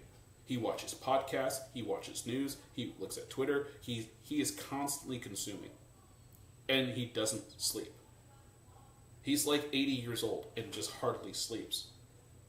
Okay? The man did more pressers in his first 30 days in office than Biden did in his whole entire presidency of 4 years. The energy that this man has is second to none, which is why he was able to become a billionaire and did what he did and having a successful TV show. Everything he did, he was constantly doing. It's just how it's how he's wired. And he thinks long term. All the qualities that you find in a top CEO and in a person who creates is found in him, in spades. Plus, he's from New York. A lot of people forget that. He's from Queens. He's got that swagger. He's got that attitude. He's cut from that cloth. That's why he talks like that. He talks like old school New York. Back when the mob was prevalent. Like, this isn't some punk from Cincinnati or some laid back guy from Florida. This is a guy from the street. And I don't mean like from the streets. I mean he puts his feet on the street where he goes to build stuff. He was a real estate developer. He wasn't just the guy that sat in the office doing the paperwork and the deals. He was always at the sites. He wanted to see it. He wanted to talk about it. He's constantly checking on all of his stuff. And the reason I say this is important is because I've been in real estate. And I definitely was way more of a passive person when it comes to that kind of stuff. Like, I liked doing the deals. But I wasn't and that was probably my fault, is like, I wasn't always at the sites every single day. But if he had 3 or 4 or 5 buildings going, he's checking on them every single day. Progress reports all the time. On the phone. Why isn't this done? Why isn't this done? Why isn't this done? Constantly checking in. And it's just how he operates. So taking that and adopting that to politics, that's why he's able to dominate. And so when this person says, oh, it appears to be strategic, yeah, moron, it is. Because everything he does is strategic. It may not pan out, but whatever plans don't always pan out. But what Trump is very good at is adapting and changing. He can change on a dime. He's not set to one thing. If something doesn't work, he's quick to move on to the next thing until something does work, and he sticks it and he keeps doing it. So when this person says something like, oh, it seems to be strategic, it's like, yeah, it is. And I think you would do well to wake up and realize that his opponents would. If his opponents would actually give him the benefit of a doubt, they could win something. But until they can clear their mind from that hatred, that vitriol that just makes them so blind, they're never going to be able to outmaneuver him. So obviously there's gamesmanship here and politics happening, but I think it would take more perhaps to lead to some sort of permanent change. I think there is consensus here that their special relationship has changed, and I think there is resentment here in the UK that's been expressed that perhaps this special relationship moves one way, that it's whenever the United States wants something, whatever it wants, it should get from the UK, but the UK doesn't necessarily feel, at least the politics and the people here don't necessarily feel that it works when it's the other way around. That's interesting. They don't feel like it's that way when it works the other way around. It doesn't feel like that. I guess my question is when or what has Trump denied Britain, if Britain asked? The question also is, if the shoe were on the other foot, would we say no to? I don't believe Trump would. I don't think he would at all. And here's the other thing. It's weird to me because we do so much for Britain. We do so much for our European allies. We do so much that it's overwhelming how much we do, how much money we give, how much security we enable. And this is, and I don't want to say Britain, like, listen, first off, I like Brits, all right? I like the British people. Never been to Europe, never been to the UK, but I'd love to go. I love British people. But I need to understand this because, and I know it's hard. I mean, you guys, your police is different than our police, and I don't know how you guys feel about your local police and your local community, but I want to take a step back and look at it from a more of a bird's eye view.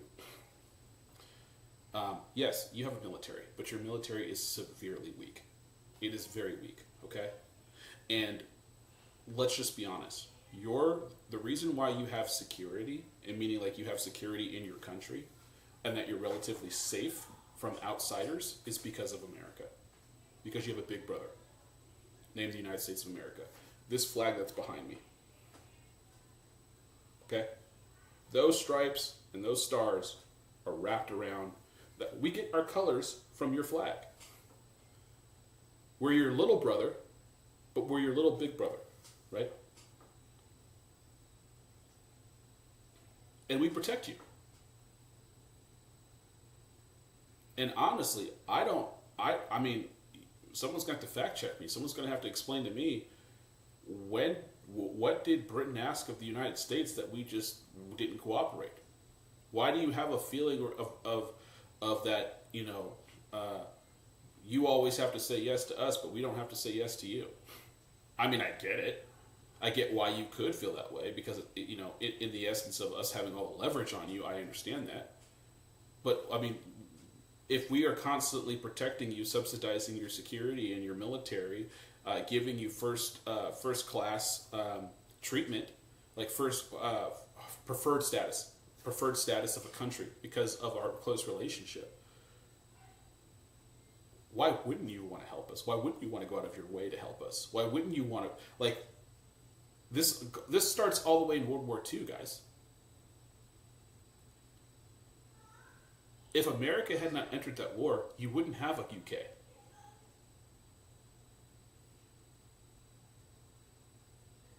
You do owe a lot to America. To me, it's like a snarky lie. And then Sneeko was responding to this, and I just wanted to interact with this. We're obviously not going to listen to the whole thing, but I definitely wanted to play the beginning for context, and then I wanted to jump to what Sneeko, I think it's, I'll get the number, it's 15 minutes in. 14:55, all right. Hold this guy down just to try to remove him. They tried to peacefully remove this person, and he refused to leave. You can't have somebody do this. You can't have somebody go and do this. That's it. He resisted. He didn't just resist. He's aggressively fighting and yelling. Like, this isn't the way that you act in a first world country. It doesn't matter whether you're a veteran or not. That doesn't give you a right to go and do whatever you want. That's crazy. So this is the issue that I have. And those understand defending the Iranian regime, damn, and dress blues, that's shameful. And that's also true, is that, well, this person is using their uniform to basically push a political agenda. Fundamentally, I think that that's a selfish act. The truth is, like, I mean, we had this in ROTC. Like, I was in ROTC in, like, fucking, in like, high school. Is that you are not able, like, if you got in trouble while you were wearing the uniform, oh my God, they would get so angry at you because it disrespects the uniform as well. And so that's the main issue that I have. Got to dress blues to disrespect the uniform? Well, I don't even think that it's like, if you want to advocate for... So that's his stance, right? Now we're going to jump to Sneeko. We're going to jump to what he's talking about over here. Ballistic missile and they shoot it somewhere. Like a lot of these people that are doing this stuff in Europe are probably being indirectly funded by Iran. And I think that they're Sneeko calls out Asmongold's commentary on the former Marine protester, and requests a conversation. Right? This is what he's saying. there's no denying that Hamas is a terrorist organization. And if you don't know Sneeko's a Muslim. He's obviously pro-Muslim, and he's a streamer. That kills and rapes people, including American citizens. So what about them? What about when Iran gets... Wait, hold on. I gotta go back, because clearly he played this already. He played 20 seconds into it, and he's talking to it. Here we go. You talk about this Marine that got removed from the area. Let's watch it. Here we go. There. That's what you get. Just broke the head of a Marine. Yep. These people are absolutely and completely addicted to optics. They are. All they care about is how they're seen. No, he cares about his life. And if he did that, then he wouldn't be fighting against police officers and resisting arrest and then sticking his arm in the door to prevent them from pulling him out. If he cared about his life, he wouldn't do that. Yeah. If he cared about his life, he wouldn't be putting his life in harm's way. That's a fact. He wouldn't be doing what he's doing. And the reason he's shouting that is because he wants to go viral. He wants the attention. He cares about the lives of his fellow troops. He cares about the fellow Americans that are going to go to war under a false pretense. Does he care about the fellow Americans that were killed by proxies that Iran has been funding for the last 30 years?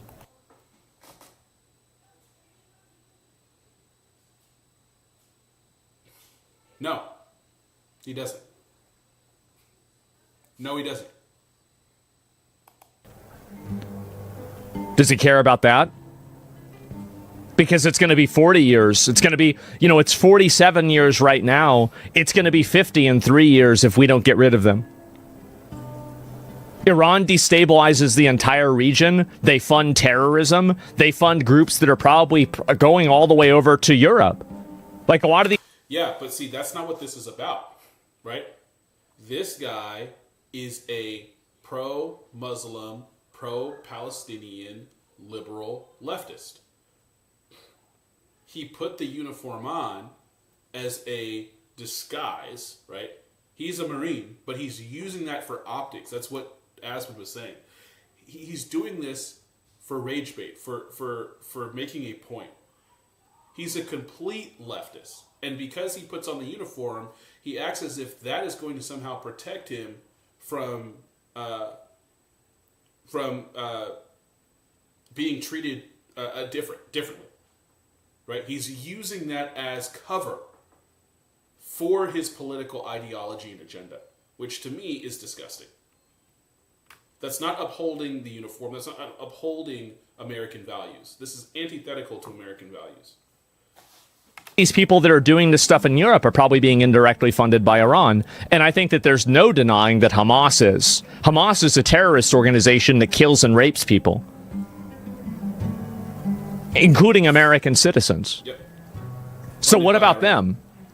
What about when Iran gets a new ballistic missile and they shoot it somewhere and they kill Americans? Yep. Again.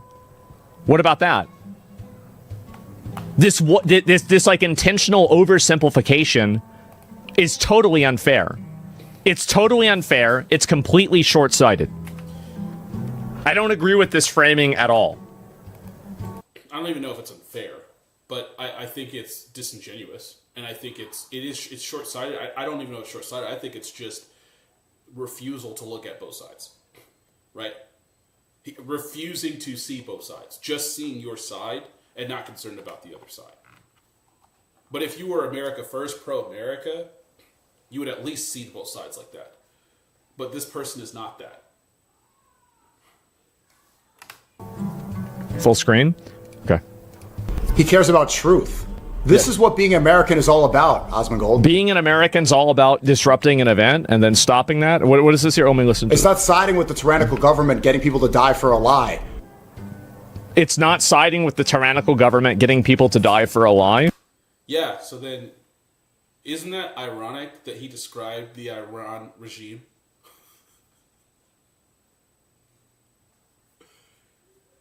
Isn't that funny?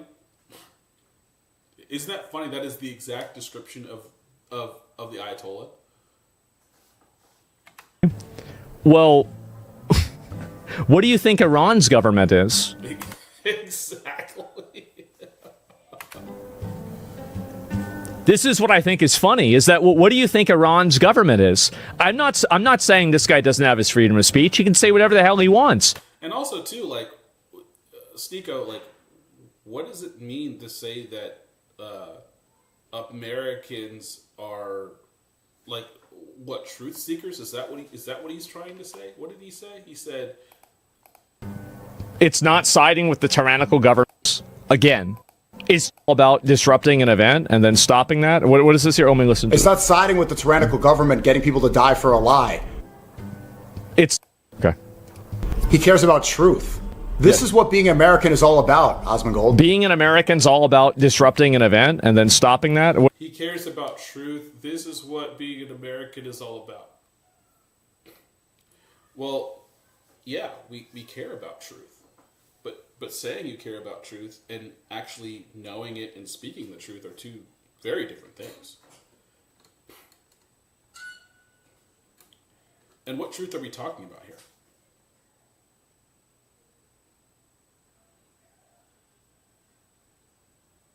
Like the truth that Iran is a terrorist government. The truth that they have been waging war against the United States for 47 years. The truth that they have murdered their own people by the thousands because they disagreed with them. The truth is that this person is a complete ideologue when it comes to the left and put on a uniform to disrupt a public hearing so that he could get clicks. This is not a truth that he's doing. This is his opinion. And opinions are not truth. There is no such thing as my truth. And that's what Sneeko is basically saying. What is this here? Oh, me listen to It's not siding with the tyrannical government, getting people to die for a lie. It's not siding with the tyrannical government, getting people to die for a lie. Well, what do you think Iran's government is? This is what I think is funny, is that what do you think Iran's government is? I'm not saying this guy doesn't have his freedom of speech. He can say whatever the hell he wants. But you can't go into a public space, interrupt an event, and then resist arrest from police officers and then act like a victim. You shouldn't have done it. Yeah, it's like Iran is a theocratic dictatorship that kills its own people systematically. It's the people standing up against tyranny. You mean the 40,000, or sorry, I guess it's probably 40,000, but 30,000 is the number that's used. You mean the 30,000 people that Iran systematically executed for standing up against tyranny? Is that it? That this guy is trying to completely discredit and totally remove their credibility by acting like this has anything to do with Israel? Has it ever occurred to you that Iran is a threat that is completely independent from Israel? So you care about their protesters more than ours? I care about the you didn't listen to the first thing I said about how they fund terrorist groups that kill Americans. You didn't listen to that. You need to learn to listen. Shouldn't have put yourself in that situation. Shouldn't have done it. Shouldn't have done it. Dude, you're trying to... I missed it. He's trying to put him in a situation where he's dying in Tehran. They do? Act like a retard. The hand of a Marine. No, he's not. How? How is he putting him in a position to die in Tehran?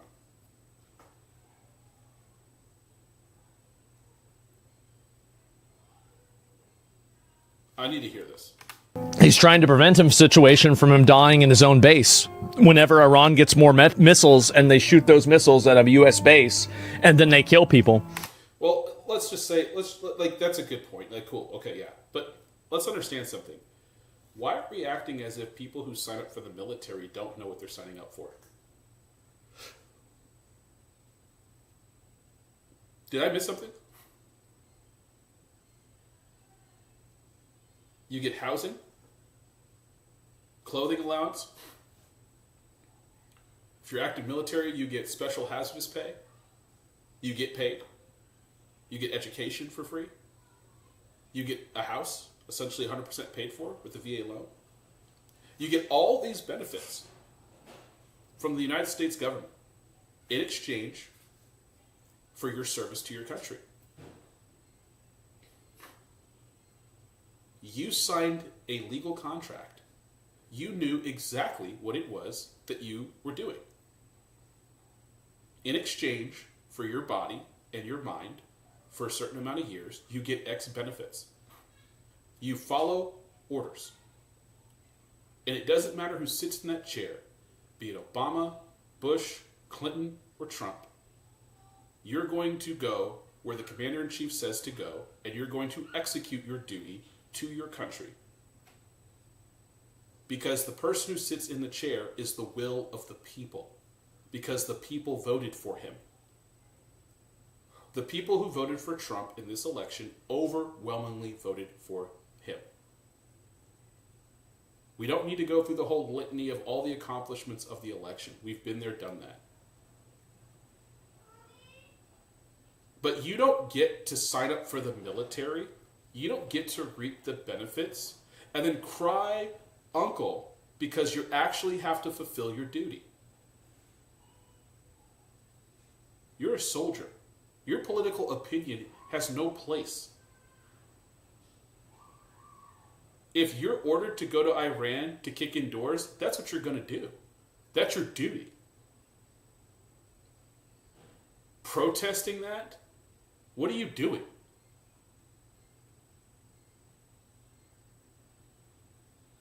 That's my take. Or they finally get the capabilities to shoot a missile to America, and then they shoot it to America, and they kill Americans. Iran, whenever they got attacked, they went and apparently they're denying this, right? But a missile was shot towards Turkey. It was shot towards, what's it fucking called? UAE, Azerbaijan, you've had fucking Qatar, Saudi Arabia. Like, these are supposed to be their allies. Cyprus, again, Dubai, yep. I mean, they flew it. What is how can you possibly look at these people as anything other than terrorists when they're flying drones into hotels? Yeah. They're trying to kill civilians. How's this work? Iran can't fight. They can't fight the United States toe-to-toe. They can't. The only thing they can try to do is they can try to cause as much collateral damage as possible, hoping that the other countries will cave and start turning on the United States. But what Trump geniusly did for years is he built up so much goodwill. He built up such good connections. He built up so much good relationships. He was strategic in that he deployed the fleet defensively first before they went on the offensive. So that if it were to happen, he could protect Israel, he could protect the Gulf. He made sure everyone knew what was going on before he went in. It was telegraphed. No one knew exactly when it would happen, but they knew it could happen. They just didn't know when. And they stayed out of it. And the only reason they got involved is because Iran, trying to cause as much collateral damage to try to make the Gulf states retaliate against America, backfired. Their strategy backfired because now the Gulf states turned on them. They chose up. Because Trump in America represents a new way forward. One of prosperity and one of peace. And the only one that wasn't on board was Iran. That's why they had to get taken off the board.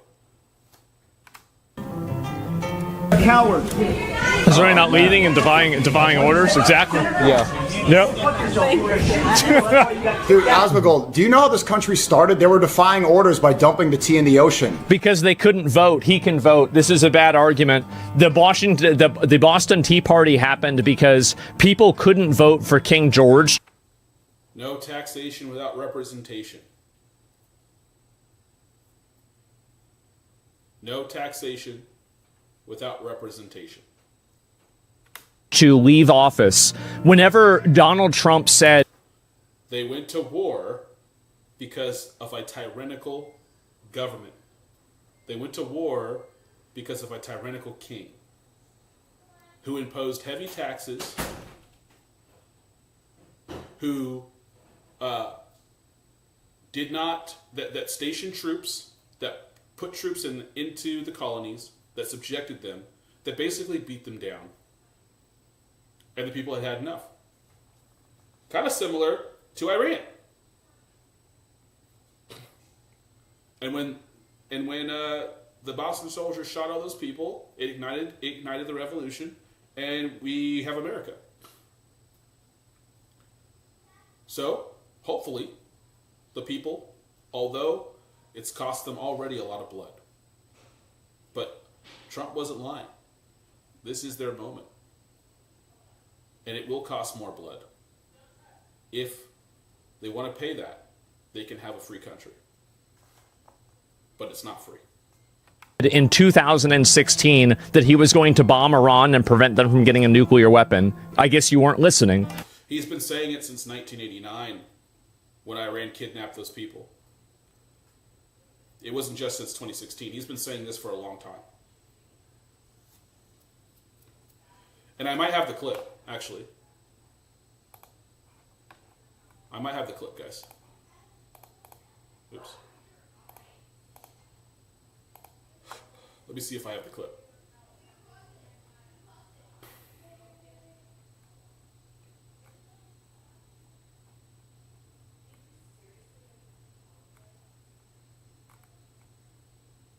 Yep, here it is. Here it is. Here's the clip. On the Iranian regime going back to 1980. And since he became a political figure in the United States, he has been crystal clear that he will never allow Iran to possess a nuclear weapon. He doesn't like Iran. He doesn't like the regime. He thinks they're evil, bad actors, and he has said so time and again, and he has always been forward-leaning in his public statements and in his presidential actions on using the military to keep them in check. He took out Soleimani in his first term. He took out their nuclear facilities. Last summer, the president has never been shy about the idea that Iran would have to be dealt with militarily. In fact, our friend David Brody over at the Christian Broadcasting Network unearthed a clip of Donald Trump that was broadcast. Why is this paused like this? 1980, just after 14, please. When you get the respect of the other countries, then the other countries tend to do a little bit as you do, and you can create the right attitudes. The Iranian situation is a case in point. That they hold our hostages is just absolutely and totally ridiculous. That this country sits back and allows a country such as Iran to hold our hostages, to my way of thinking, is a horror. And I don't think they'd do it with other countries. I honestly don't think they'd do it with other countries. Obviously, you're advocating that we should have gone in there with troops, etc., and brought our boys out. I absolutely feel that, yes. I don't think there's any question, and there's no question in my mind. I think right now would be an oil-rich nation, and I believe that we should have done it, and I'm very disappointed that we didn't do it, and I don't think anybody would have held us in abeyance. I don't think anybody would have been angry with us, and we had every right to do it at the time. I think we've lost the opportunity. See? That's important context. Trump has always held this position since he was in his 30s. Okay? That, you have to remember that. Since 1980. When he said in 2024 that he was going to prevent Iran from getting a nuclear weapon, you still weren't listening. This has been a consistent position that Donald Trump ran on, and anybody who cared to educate themselves on the topic would know that Donald Trump has said multiple times that he didn't want Iran to have a nuclear weapon and that he would stop them from getting a nuclear weapon. That's why he never took anything off the table. Because this isn't Trump's first rodeo with terrorists. He's dealt with terrorists since his very first presidency. He knows exactly how they respond. Which is why he was prepared for this. He prepared for this. He knew, I believe that ultimately he knew that this was what it was going to be. That there was no other way to deal with this. Because he'd seen it since 1980. And he knew this was what it was going to be. So the idea that you can compare this to the Boston Tea Party, a revolt against a monarchy, and then again, like, also keep in mind that if it was up to England, right? England, this is the people that are from the Boston Tea Party are the ones that are in Iran that need our help. Literally. They need our help fighting against their tyrannical government. Yeah, it's a great point. If you want to use the analogy of the American Revolution, then the people of Iran are like the Americans. King George is the Ayatollah.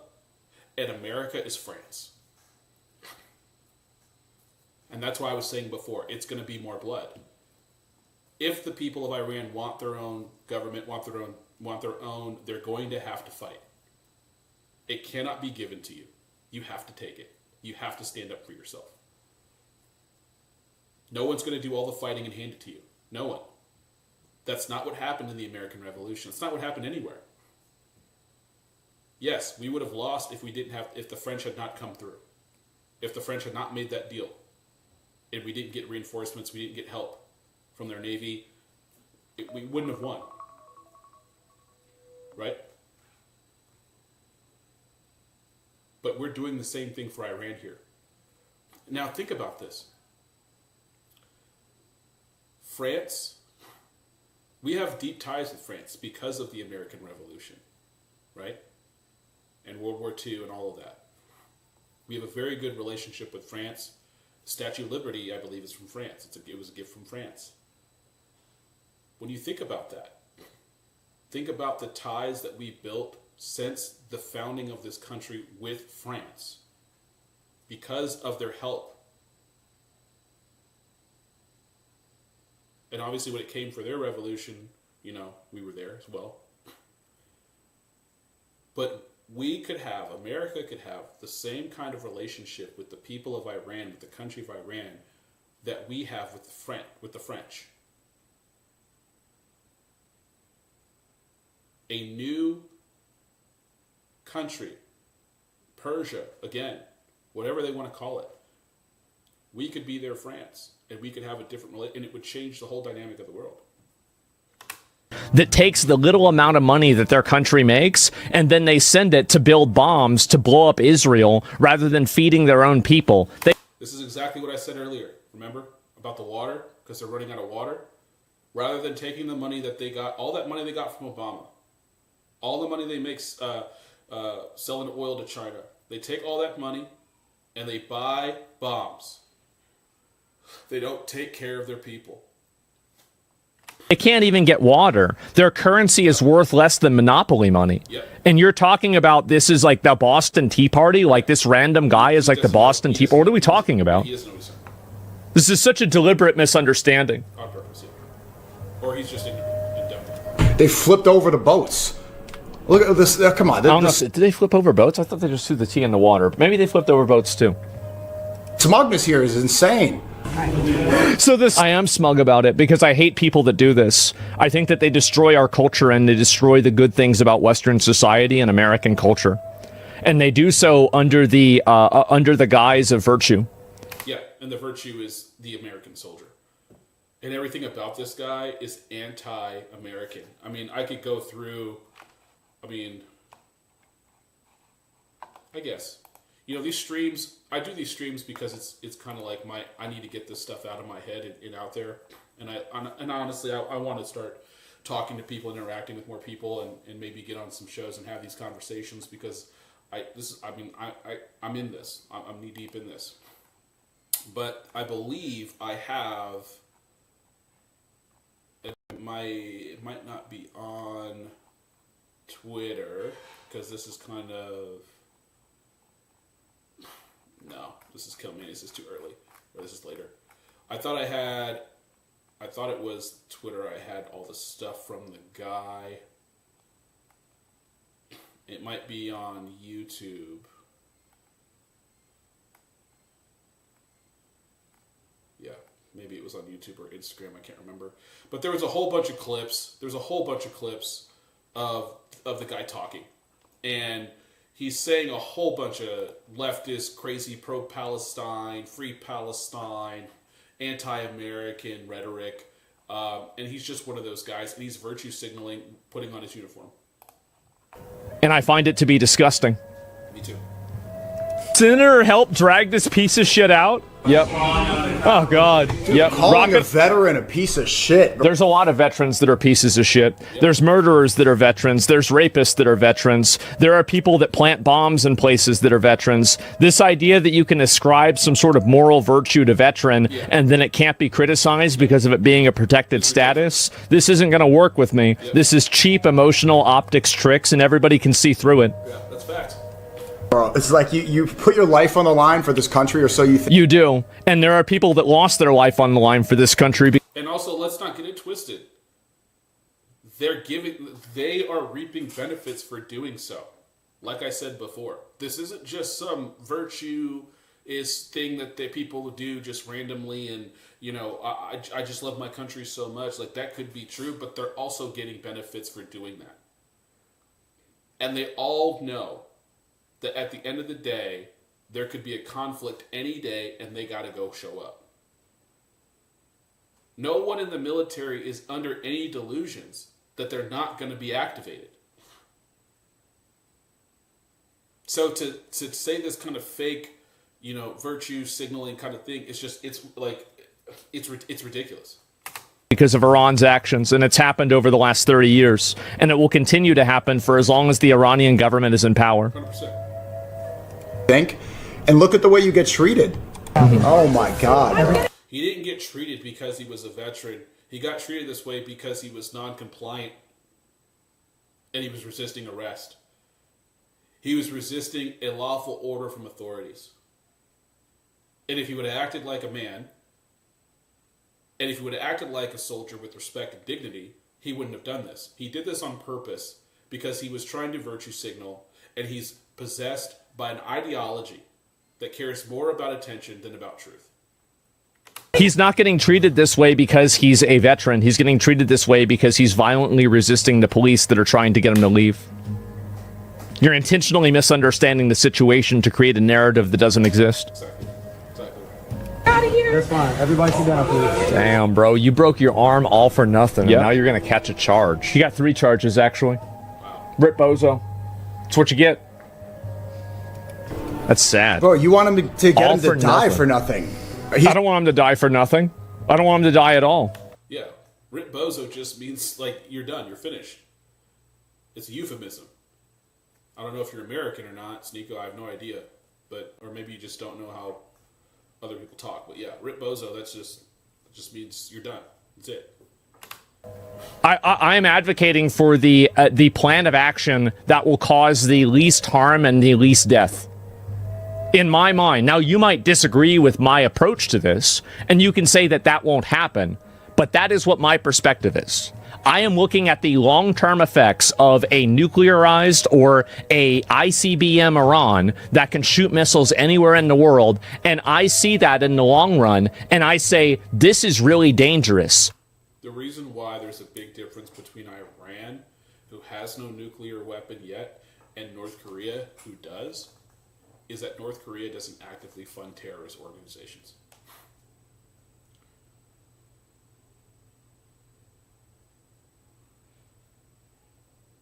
They do not actively do that. Because if they did, the world would turn on them and do everything in their power to strip them of those nuclear weapons. If Iran was able to actually get a nuclear weapon combined with their missile program to shield it, no one and nothing is safe. This can be scary. This could cause a lot of people to die, including Americans, but also Iranians too, and all the people all around the Middle East. It's not just Americans, it's everybody in the whole world. And I think about it, you know, from that perspective. I don't think about it from a perspective of this instance, like this small slice of time. This has been ongoing for 47 years, and these terrorist groups have ramped up really in the last 30 years. You can look any of this up. You can look any of this up on the internet. You can find this for yourself, that Iran, like, look at how many terrorist groups does Iran fund and how many of those terrorist groups killed American citizens and American soldiers. And you're going to see that it's a really big number. Yep. So what do you think is going to happen when they get better weapons and better technology? You think that they're just going to stop doing that? It's naive. It's foolish. Just fucked up your whole... My prediction, bro, he's going to apologize for this statement. He's going to apologize for this statement. I remember when he said the Palestinians are subhuman, and then, you know... It's not exactly what I said. He got banned on Twitch for 2 weeks and then apologized. This is another one of those situations.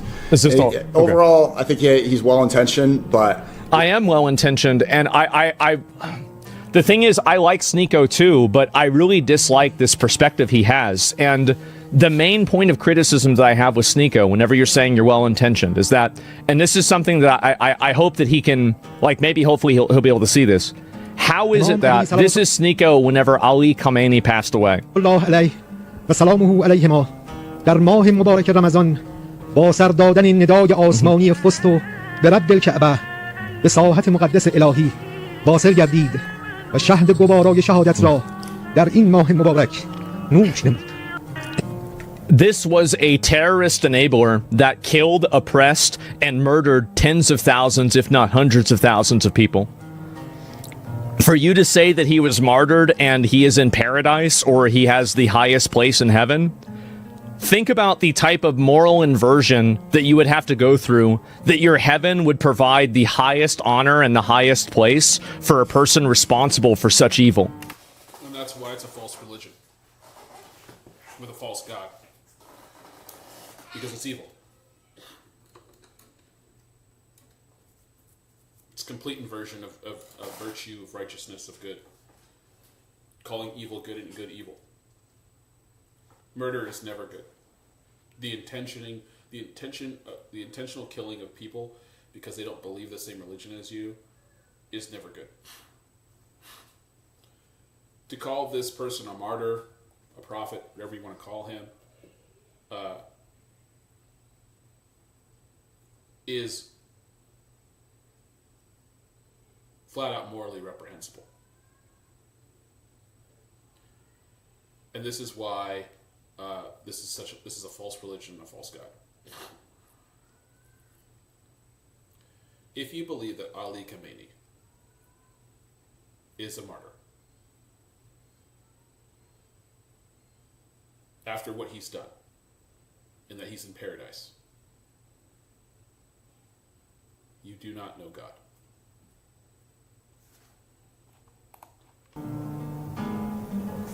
How is it that your moral system can be consistent when you think that a person like that deserves to go to paradise?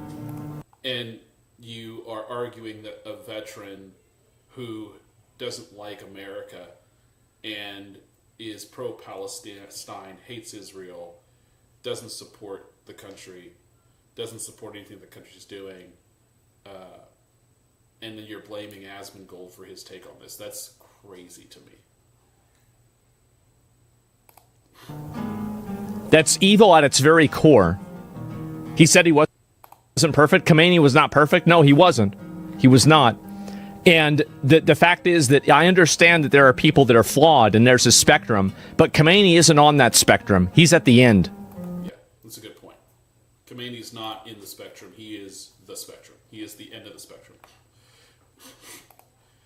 Okay, so I'm getting to the end of my stuff here.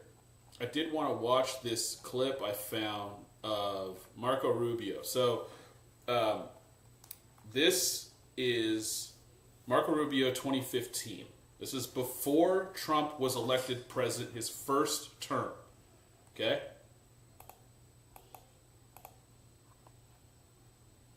Tennessee would like to close on this matter. I think everything that needs to be said about the details of this deal have already been said. I do want to be recorded for history's purpose. So I was right. This was the deal that Obama did with Iran. This is 2015. I said 2014, right? So it's about a year late. But this is what Marco Rubio said after Obama made the deal with Iran and gave him a bunch of money.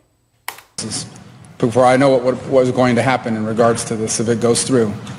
Iran will immediately use the money that it's receiving in sanctions relief to begin to build up its conventional capabilities. It will establish the most dominant military power in the region outside of the United States, and it will raise the price of us operating in the region. They're going to build anti-access capabilities, rockets capable of destroying our aircraft carriers and ships, continue to build these swift boats that are able to come on us, these fast boats that are able to swarm our naval assets. And they'll make it harder and harder for U.S. troops to be in the region. They'll also work with other terrorist groups in the region to target American servicemen and women. And they may or may not deny that they're involved, but they will target us and raise the price of our presence in the Middle East until they hope to completely pull us out of that region. They'll also continue to build long-range missiles, missiles capable of reaching the United States. Those are not affected by this deal, and they'll continue to build them as they've been doing. And then at some point in the near future, when the time is right, they will build a nuclear weapon. And they will do so because at that point they will know that they have become immune, that we will no longer be able to strike their nuclear program because the price of doing so will be too high. This is not just a work of imagination. It exists in the world today. It's called North Korea, where a lunatic possesses dozens of nuclear weapons and a long-range rocket that can already reach the United States. And we cannot do anything about it. An attack on North Korea today would result in an attack on Tokyo, or Seoul, or Guam, or Hawaii, or California.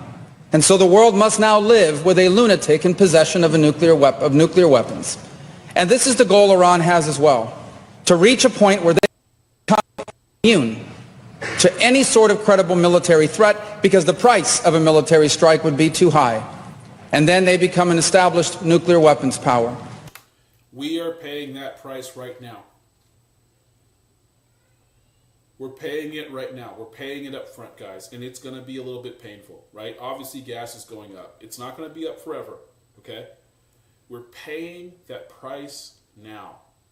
But the price we're paying is monumentally low compared to what the price would be if we didn't do anything and allowed Iran to have a nuclear weapon.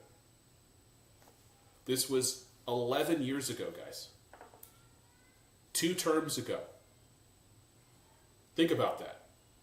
And never in the history of the world has such a regime ever possessed weapons so capable of destruction. Iran is led by a supreme leader who is a radical Shia cleric with an apocalyptic vision of the future. He is not a traditional geopolitical actor who makes decisions on the basis of borders or simply history or because of ambitions. He has an religious apocalyptic vision of the future. Meaning that he believes that the end of the world or his God is brought about by the end of the world. So if they trigger the end of the world, they believe that will usher in his God. One that calls for triggering a conflict between the non-Muslim world and the Muslim world. One that he feels especially obligated to trigger. And he's going to possess nuclear weapons. This is the world that we are on the verge of leaving our children to inherit. And perhaps we ourselves will have to share in it.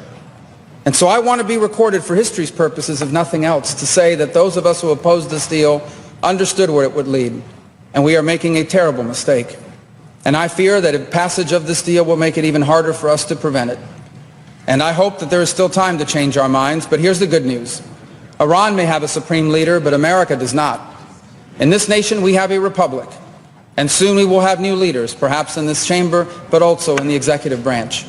And I pray that on their first day in office, they will reverse this deal and reimpose the sanctions and back them up with a credible threat of military force, or history will condemn us for not doing what needed to be done at this critical moment in the world's history. And that, my friends, was when Trump entered office. And Marco Rubio's prayer was answered. And we didn't have to see what was going to happen with the nuclear war. Because FAFO 45 and 47.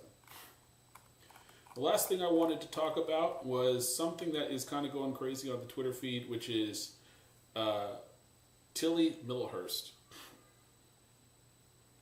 went on Erudite's podcast. And she said some really messed up stuff about Andrew Wilson.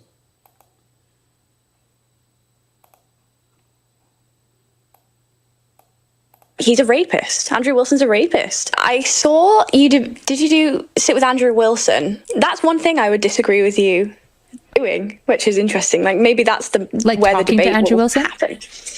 Yeah. Oh, interesting. I just worry immediately for your safety in that moment. because of the fact that he's a rapist. Andrew Wilson's a rapist.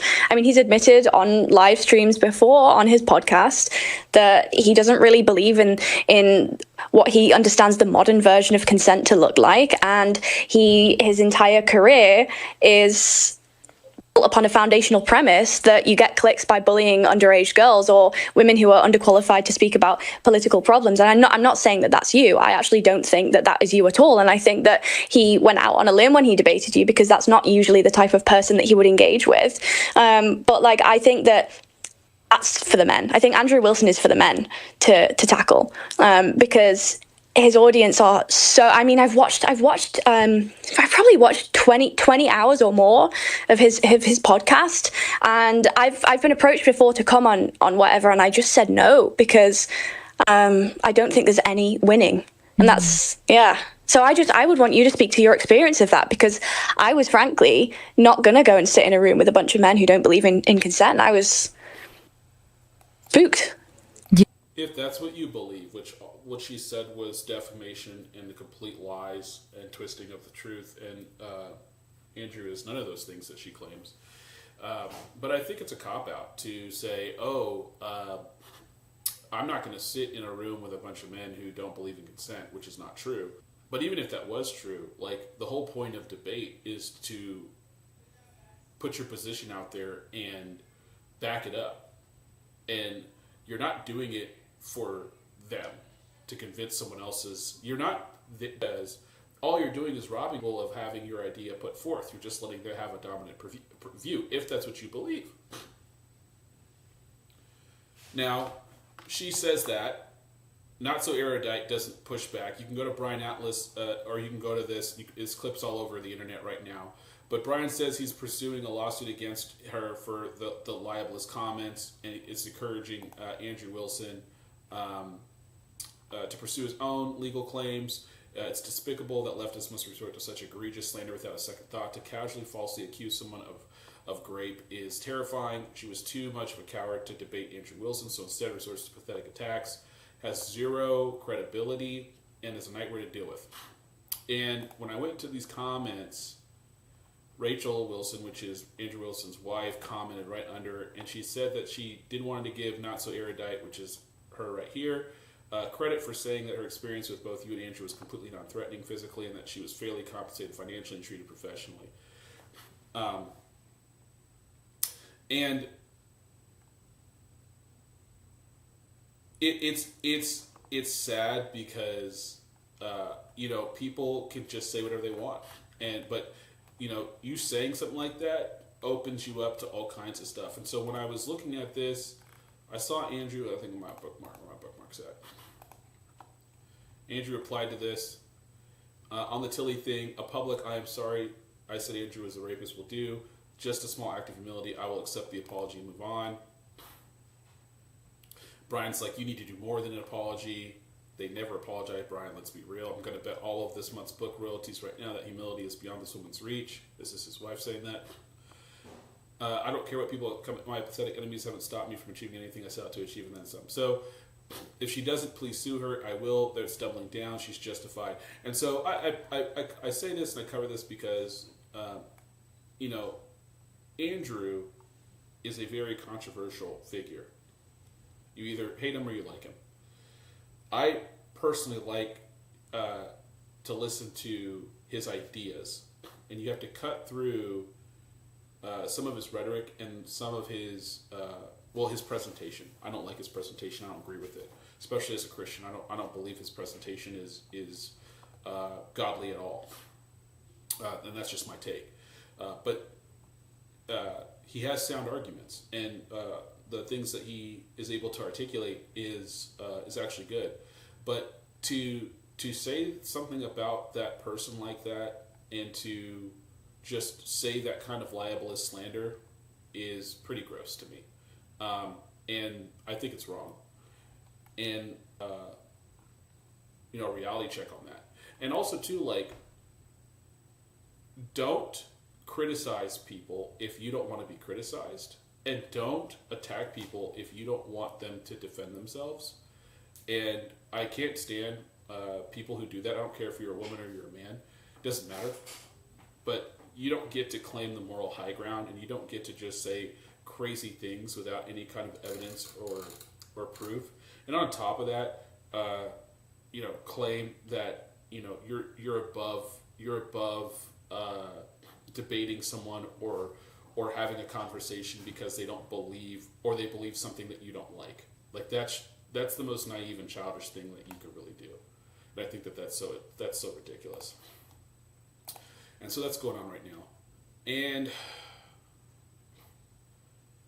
the last thing, I saw this. It says, Trump says Iran war is very far ahead of the initial 4 to 5 week schedule, and adds, I think the war is very complete, pretty much. They have no Navy, no communications. They've got no Air Force. Now, if he said this, okay, Benny's so retarded. I don't know. I don't know where this is.